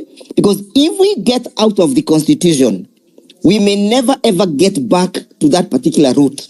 Number two, Mr. William Ruto being rogue and being what he is, there is nothing that stops him from also saying that because the citizens have now abrogated the Constitution, that he may also resort to very extra-constitutional means of trying to retain power. And that extra-constitutional means may be a very bloody process because he'll be saying, I am in the office, I have the police, I have the army, I have the support. So he may also use very extra-constitutional means. That is why, in my view, yes? Wakili, can you land? Well, I think those are some of the proposals I would perhaps be making. As I land on the question of the mainstream media, we need to boycott them so that they may rally behind the movement of the people. Number 3, as I sum up, we must dislodge the current political status quo, and we need to have a hashtag of the hashtag of the status quo must fall, so that we completely get away from the embarrassment we found yesterday in KICC, that the people who believes in dialogue were in KICC yesterday. Those who believes in good governance and accountability are meeting where we are meeting. Thank you. Thank you so much. Thank you so much. Over to you, Hillary, and then I see that Terry wants to chime in. Yeah. Thank you so much, Wakili. Dr. Subject to us hearing from CJ Mutunga, I just wanted to say quickly to Advocate Ndegwa, 3 things. Number 1, the problem with the lawyers who are focused on the black letter law is that they get lost. This is bigger than black letter law. This is bigger than litigation. We are on the streets already, and it is already bloody. We have counted about 50 bodies that Ruto has piled up. So talking of blood is a red herring because we already have blood on the street. Our people have already been killed. But more fundamentally, and I want you to think broadly, I want you to think outside the box. We are squarely within the Constitution. Article 1 is part of the Constitution. How can anybody say that power being exercised by the people under Article 1 is extra constitutional, is outside the Constitution? Yet that is the first article you read. Why should you go to the other articles and you leave the first one that gives you power?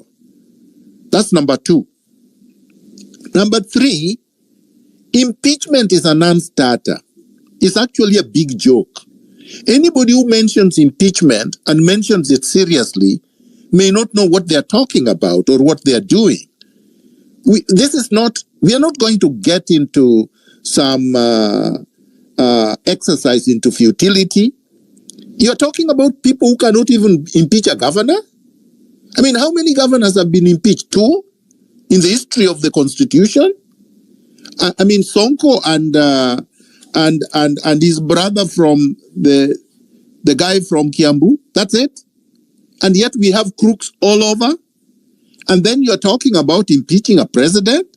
You're impeaching a president who controls the entire parliament and now controls the so-called opposition also? Didn't he just parade all of them yesterday? That's the entire parliament he paraded yesterday.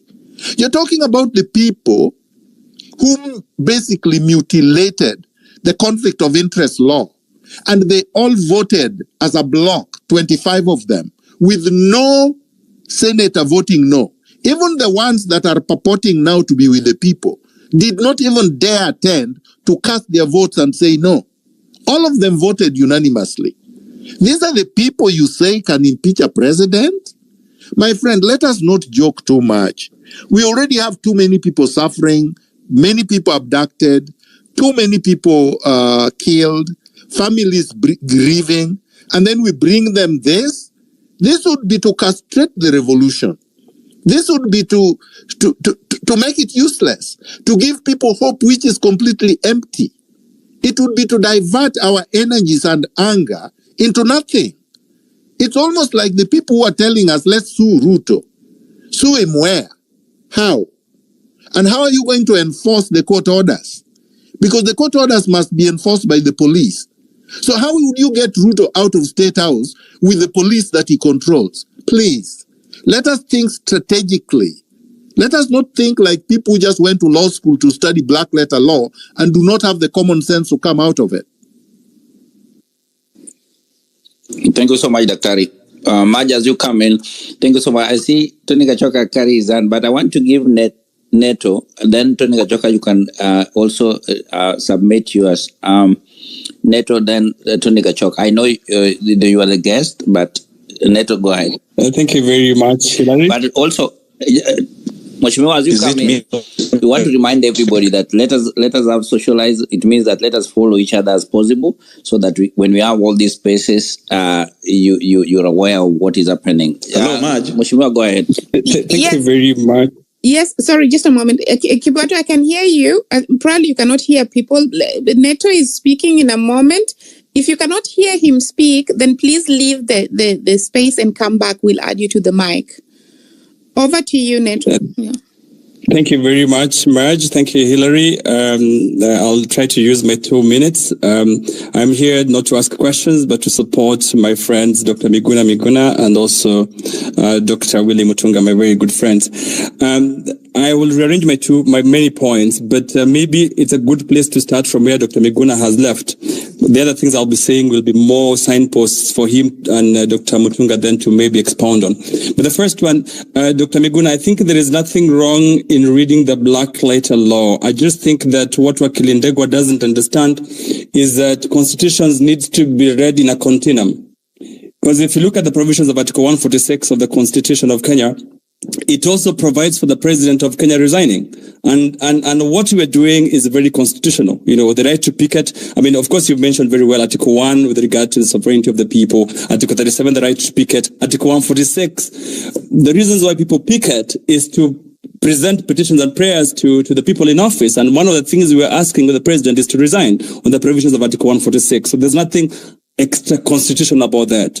I agree with Dr. Miguna to the extent that an impeachment process is dead on arrival. So let's not even think about it. But there's nothing wrong with what Kenyans are doing right now, the protests, the pickets, to the extent that we succeed in getting President Ruto out of office within the provisions of Article 146 of the Constitution. That's very constitutional. The second thing I'd like to say, which is going to be my first point, was that I think there is the call for dialogue by Raila Odinga, I think was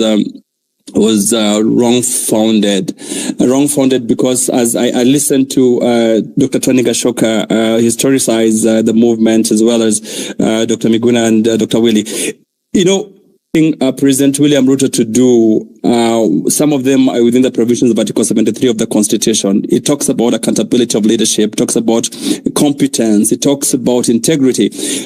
That's all there. So what you're asking William Ruto and his deputy to do is to stick to the provisions of constitutionalism and the rule of law. And you know, broadly speaking, constitutionalism is the fact that just do things as per what the Constitution is asking you to do. That's number one. But number two, let the rules apply across board for everyone else, so that it is not that for some people it's not clear. The third thing that I wanted to say, Neto, maybe just to emphasize on what Daktari was saying, I think it is so clear that with the kind of legislators that we have, it will be a waste of time you taking anything to Parliament. These are the same people that passed on the finance bill that was rejected by everyone in the country apart from a few elites. They are the same people who were, even when the demonstration was about to get to Parliament, they were in there forcing to ensure that because of time they passed that bill. They did. They ran into the tunnels so that they can hide themselves. The next day when the president rejected the bill, they were behind him clapping. So really, that is not a house of honor. There is nothing that you can take there and it can be passed. The same way that Daktari is asking, do we really have an opposition? These people were yesterday lined, both parties, ODM and Kenya Kwanza. They are the majority in parliament. They make like 99% of the representation. So where will you take this impeachment motion to? It is just an issue of common sense, if you ask me as well. Thank you very much. And I agreed completely with Dr. Miguna. And I said that an impeachment motion is a non-starter. However, I said a constitution is read in its continuum. And if you look at Article 146 of the Constitution of Kenya, it provides for a president's resignation. And what we are doing is very constitutional to get President Ruto out of office. There is nothing unconstitutional in picketing to the extent that the president gets out of office. I'm not asking about an impeachment motion, so I think that's what I wanted you to understand. So two things before my minutes then run out is two things I'd like to clarify. There have also been calls by Kenyans that there needs to be like something, a dissolution of parliament. If you look at the provisions of Article 102 of the Constitution right now, it does not anticipate a dissolution of parliament. So one of the things we must do is to succeed in getting President Ruto out of power. Then, with the constitution of IEBC, which is what we must fast track also, and we must be vigilant about that, is to then use a recall process to make sure that we send the other parliamentarians home. The other reason why I was opposed to Raila's call for dialogue is that when President Ruto agreed to meet Gen Zs on the X space, there was no conversation about dialogue. There was no conversation about selecting 150 people. The conversation was very simple. Neto tried to land so that I think your 2 minutes are done, and we have over 200 speakers on the QA. So please land so that they can give the mic to someone else. Could you please give Neto a little bit more time, please, to That's what I finish? wanted to say. Neto, I'm going to give you some of my 2 minutes. Please proceed. I know there's a reason why, because the legal thing is, it's interesting, and we want to also have that clarification. So please proceed to finish without interruption. Thank you, Marge. And I just said the things I'm talking about will be extrapolated by Dr. Miguna and the Chief Justice. So 3 things then. One, I said, part of the conversations that we had was that there was no request by the Gen Zs for President Ruto to constitute a dialogue phase, because what the Gen Zs were asking for the president is to play by the constitution by sacking the corrupt ministers, sacking the people who are incompetent, and that is very clear. There's nothing that you need dialogue about. And if you see, look at the TGRC report, look at the Ndungu report, look at the Waki report, look at the post-election violence report, Agenda 1, Agenda 2, and 3. So Kenya is replete with reports that just need to be implemented. So for Raila Odinga to request us to go for another dialogue session is to make sure he's misusing us like he's always misused people previously. And if you must understand one thing with Raila Odinga is that he always wants to disrupt things. If he's not at the center of those activities, then he also wants to disrupt them. So I really think that in this particular instance, we cannot allow him to disrupt us. The third thing I wanted to say is the issue of public debt and an audit of the public debt. The reason why you might have seen Raila and his friends come out in the open is because you remember Raila being part of Uhuru's handshake was part of the Chinese debts, was part of all these things. So they know for a fact that an audit or an opening of the public debt puts them all in the same corner. So what would I request of us to do in the next couple of weeks? Number one, I think we need to focus the revolution. We need to focus the revolution and Gen Zs did a good job by starting the revolution, but I really think that right now we need all hands on deck. We've been on this particular call with all these veterans, CJ Willie, Dr. Miguna, who started these calls earlier on. I think we need all hands on deck. Let the Gen Zs do their role, which they've been doing very well. Let the millennials do it, because it's for country. So that at least let's focus, so that when the part of leadership comes through, then let the Gen Zs, of course, then take over power in the way that they please. But let everyone else play their role. The last thing I'd like to say is the next weeks of IEBC appointment. That's going to be the frontier where we must fight Ruto and Raila in a way that gives us what we deserve. You've seen the way it's always possible to manipulate IEBC commissioners. The role right now as it stands is very skewed in favor of Raila and in favor of President Ruto, because 5 out of the 9 people to be appointed as the selection panel are all going to be from political parties. That definitely gives them an advantage in terms of who then becomes on board. So I think even though we might be disadvantaged in terms of where we're starting from, I think that space is going to be for eternal vigilance, because then people are so that we do not scare too many people.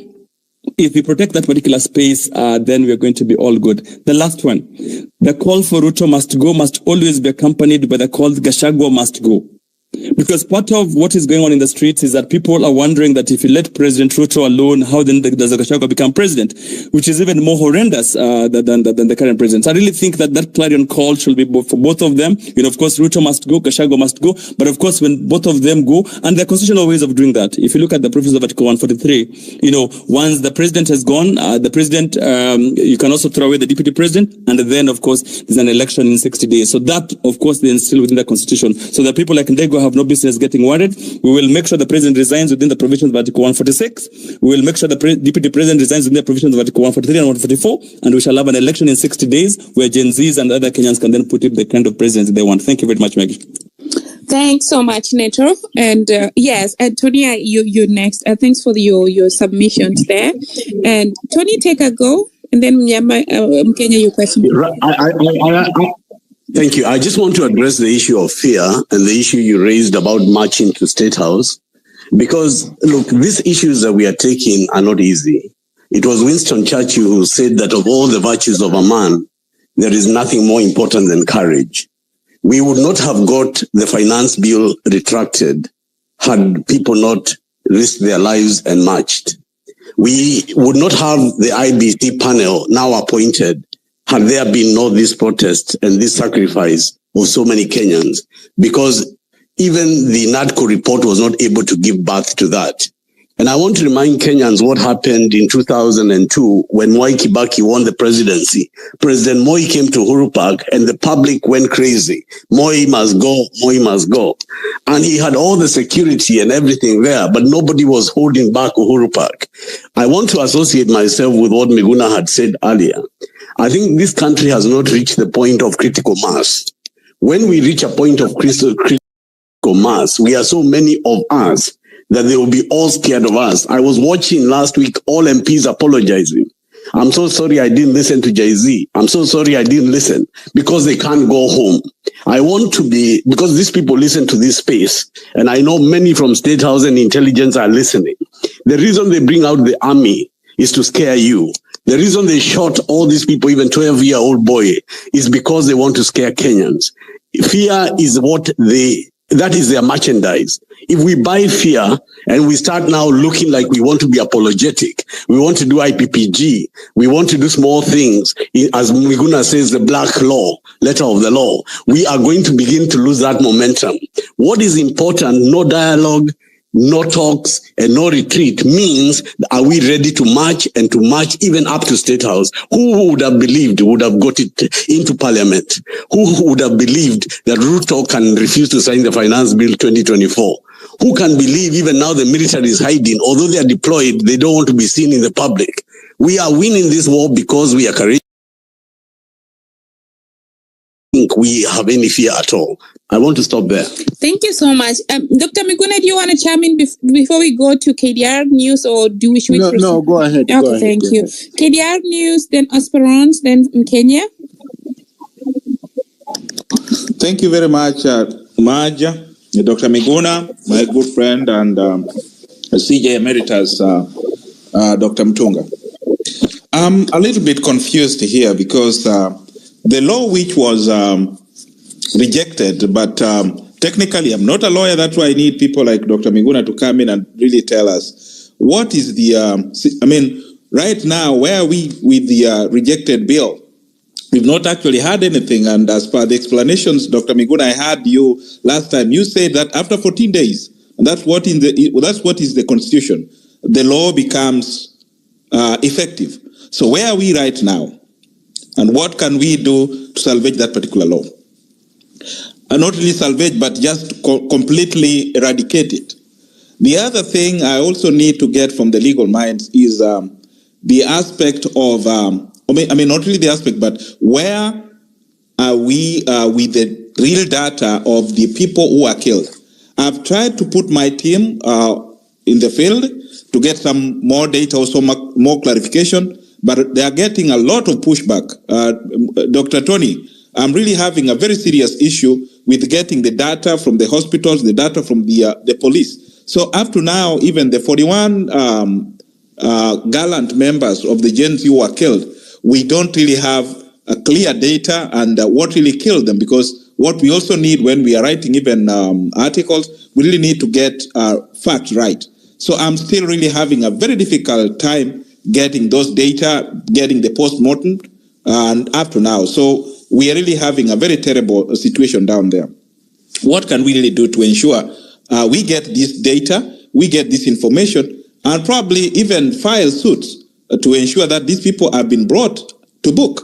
And then the other thing, when President Ruto is telling our Gen Z or our millennial or people like X, people older like us, what are we really going to do to ensure these people, especially the policemen, are brought to book? Why does he talk of dialogue? Why does Raila Odinga talk of dialogue while our people from our community in Kisumu down there, over 75 people were killed, and they were being pulled from their houses, from their huts, being clobbered to death, but nothing has actually been done. So I would also love the opposition to tell us exactly what have they done with the people who are killed. Right now, as we are speaking, there are people who are still getting abducted. The Gen Zs are being sent very weird messages, threatening them and all that. So what kind of dialogue are they telling us while people are still being forced from their houses? They are being forced to abandon their just cause. I'm really having a lot of pain. And to finish up my 2 minutes, I'm still having a lot of pain. One of my sisters, I've actually seen her here, Dr. Kombe, when she was running from Kenya. Every media house really got scared of writing the articles about her abduction. Well, our media house, through a friend of ours from the airport, gave us the information. We didn't fear. We wrote those articles. So if you have got any information which deems to better the lives of Kenyans, send it our way so that we can publish it. If you have got good information, we can even interview you. If it's not on Twitter, if it's on YouTube or wherever situation you want us to publish your information, please bring it forward so that we can publish that information. So I really need some clarification from CJ Emeritus, Dr. Mutunga or Dr. Miguna or Dr. Tony. Thank you so much. Thanks so much, KDR TV. News. We go to Esperance and then in Kenya. Thank you very much. I'll be brief. So I'm just wondering, I have a couple of questions. The first one is, at what point do we declare these disappearances, abductions, these murders, crimes against humanity? Because these numbers are rising by the day, and I mean, the government seems to have some form of false sense of immunity, which is very sad.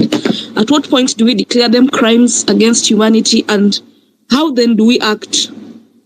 Do we wait for other people to act on our behalf, or how do we act individually to raise, to let the world know that indeed there are crimes happening against humanity in Kenya? I think Dr. Mutunga has dropped, but then I had a question for him. Maybe I was just wondering, as the first Chief Justice post 2010 Constitution, where did we lose it as a country in that one?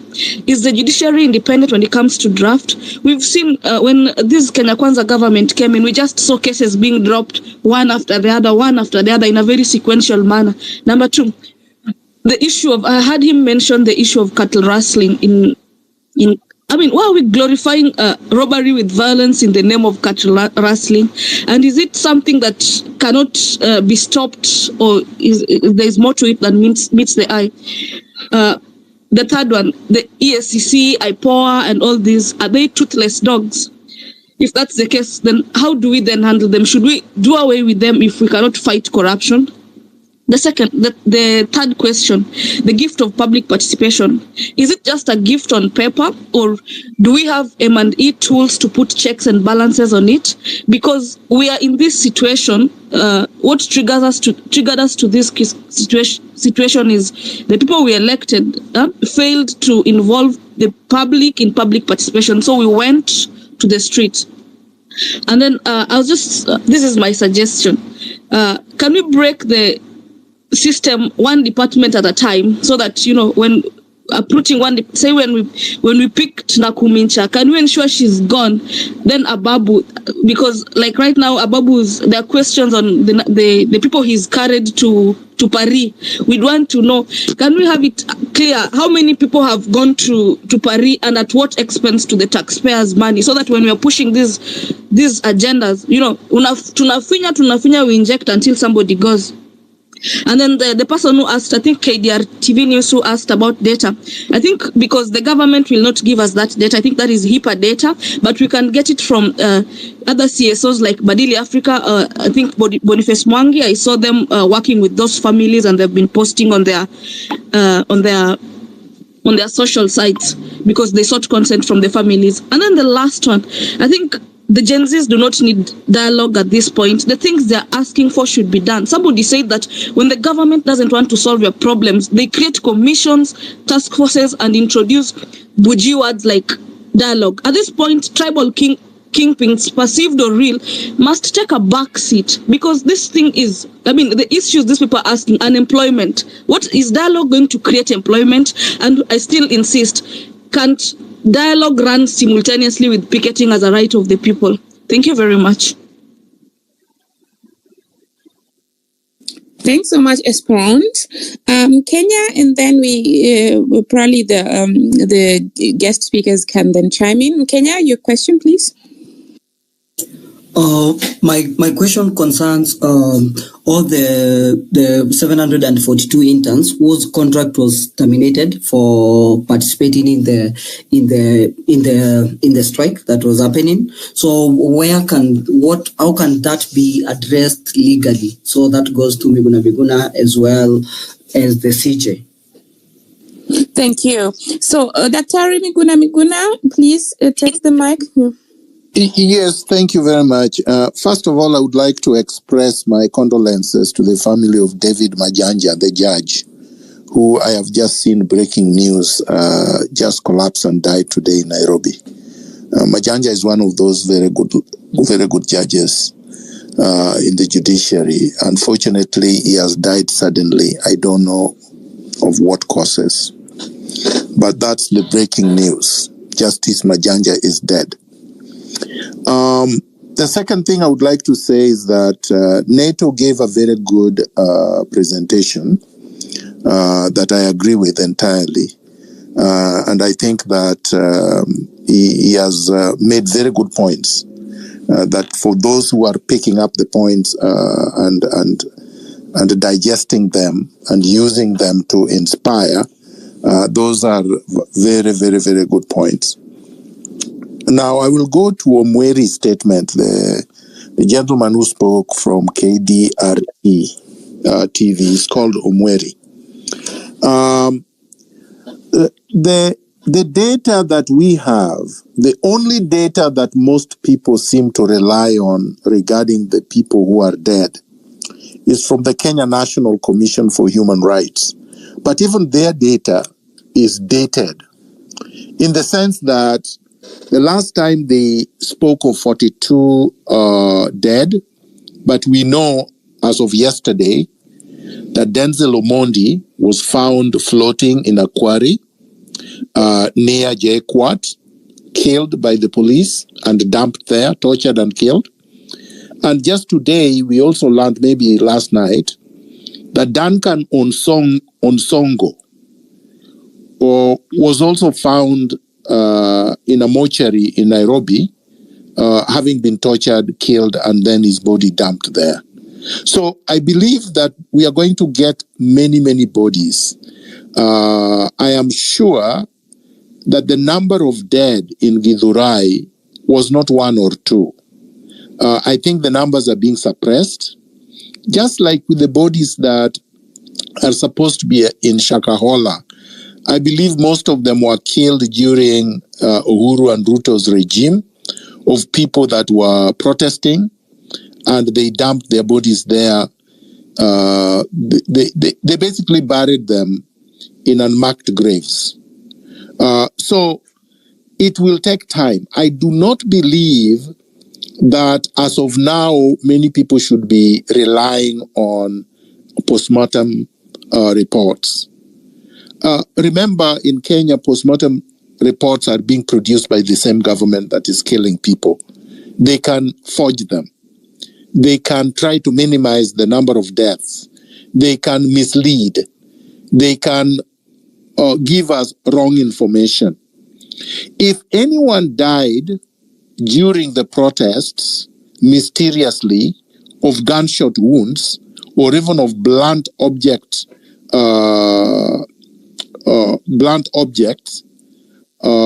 then we know that these people were killed by the police.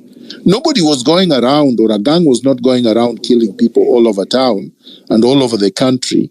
We know for a fact that the organized killing was done by the police of Kenya. I personally would be suspicious if the numbers are not in their 70s, but we can only go with the official numbers, and there are two organizations that are responsible. Kenya National Commission for Human Rights and the Human Rights Defenders. These are two organizations in Kenya that have proven to be reputable. I'm not sure what the other question was. I want to comment on one thing that Neto said that I thought I should comment on. When people say Ruto must go, they mean the entire government of Ruto. They don't mean that they are leaving Gachagua out. But you know, political protests, propaganda, and strategy and tactics dictate that you need one message that is catchy, that has caught fire, and you don't want to dilute it. So Ruto must go is the chant. We don't want to water it down with Gachagua. We know that when we say Ruto must go, we mean Ruto and the entire government, including Gachagua. And so that's very clear. I don't think we should dilute it with anybody else.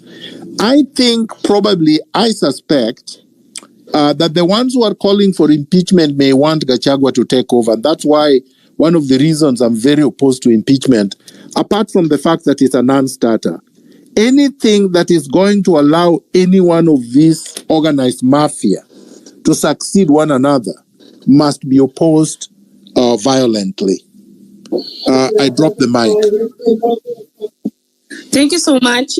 Marge, as you take the course, we have 29 minutes to go. So it is good to people to keep that. I think we've been here more than 3 hours. So we had them 30 minutes. That should be okay. So, yeah, there was still more questions, but that's okay. Sir John, and then Be Real. Marge, yes, can you hear me? I can hear you. Yeah. Can you hear me? Okay. I'll text him and tell him that he's not hearing me. But anyway, he cannot drop because he's the host. If he drops, the whole space drops. Let's go by Sir John and then Be Real. And then Yaraduen in that order. Yeah, so thank you and good evening. I hope I'm clear.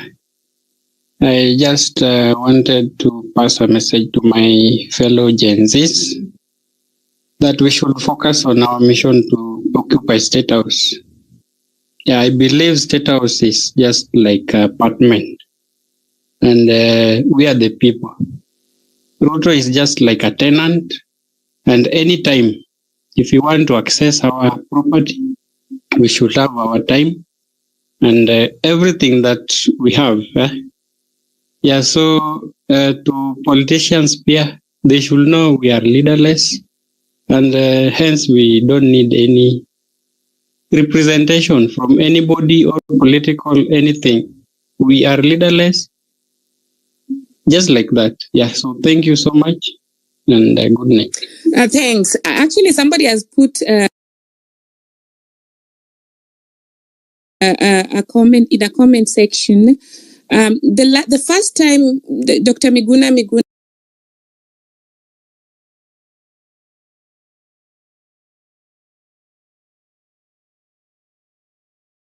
the same today, but it was done by another influencer who, in the beginning of the movement, was actually mocking people. So he went out there and just set a space, 30 minutes after hours. So more of just to try to divert attention, because of course he knows that we're hosting this space here. So that always makes me wonder, what are people afraid of that they keep diverting, listeners either directly or if it becomes too obvious through paid influences? That's really sad out there. But anyway, that's the situation we will.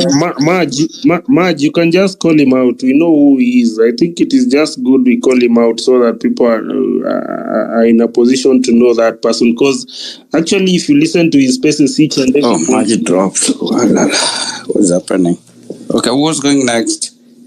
Hillary, we can hear you. Kingston, are you talking? Yes, I'm here. Yeah.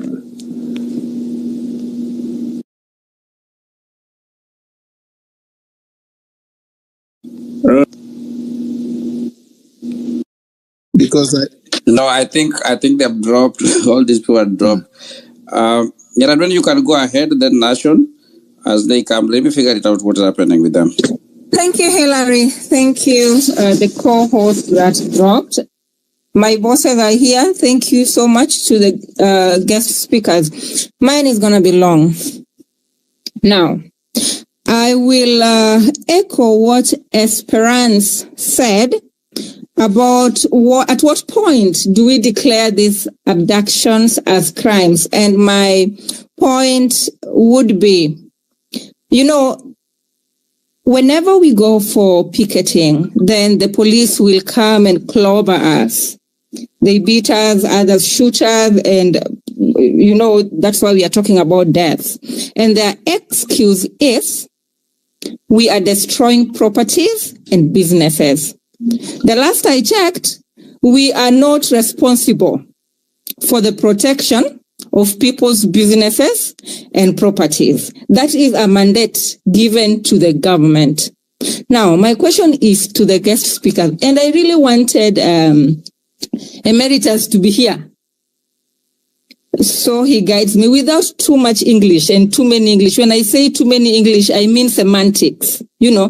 We are all Kenyans and we know. Last time, Daktari, my friend, you told us we need to take photos or videos.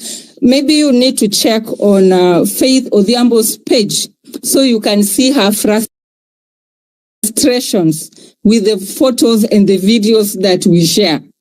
Now, I am not a lawyer, but there's this part of self-defense. This is where my question comes in. At what point during these protests do we self-defend? Do we also carry our weapon to beat these policemen? Because they say we are stealing. They are the same people who are on camera stealing. Now, at what point do we now self-defend? And how can we self-defend? Minus, telling us the videos and the photos, because they are so not helping. Look at Faith Odhiambo's page. You will see you will want to go record that case and get an OB number. You will not even get it. So how do we self-defend? Thank you. Thanks. Hillary, can you now hear me? I can hear very well, Marge. So anytime I say something critical, I'm always dropped. Hello, NSI. Yes, keep dropping me. The point I was saying is this one. Yeah.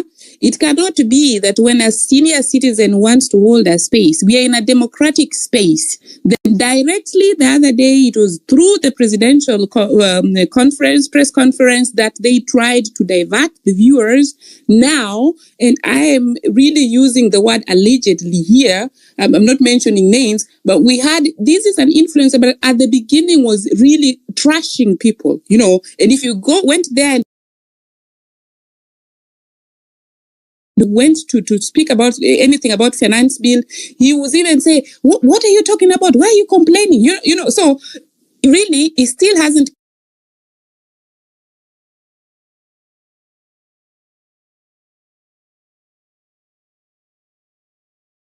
come out to say, to be really behind the move to just highlight this is what is happening. Then I'm taken off the space. I've repeated it that there. Stop fearing, because the more you fear, the more you even show us who we are supposed to listen to. We are taking notes. Over to you, Hillary. Yeah. But Marge,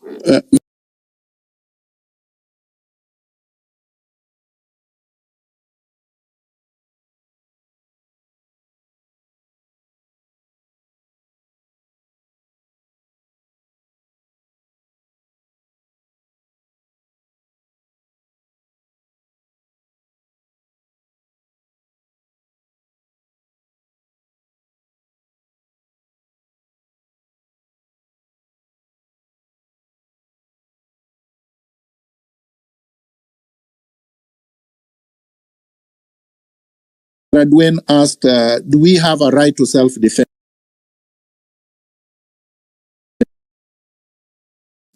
And wants to invade it, you are allowed,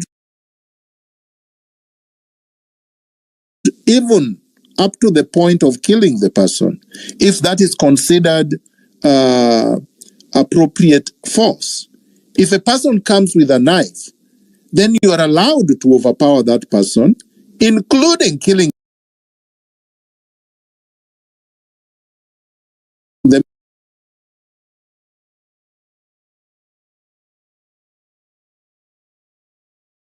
But we would always urge people to be peaceful, because this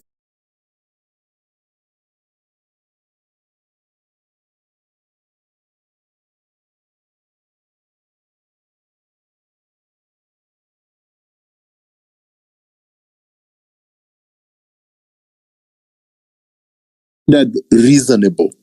The reason why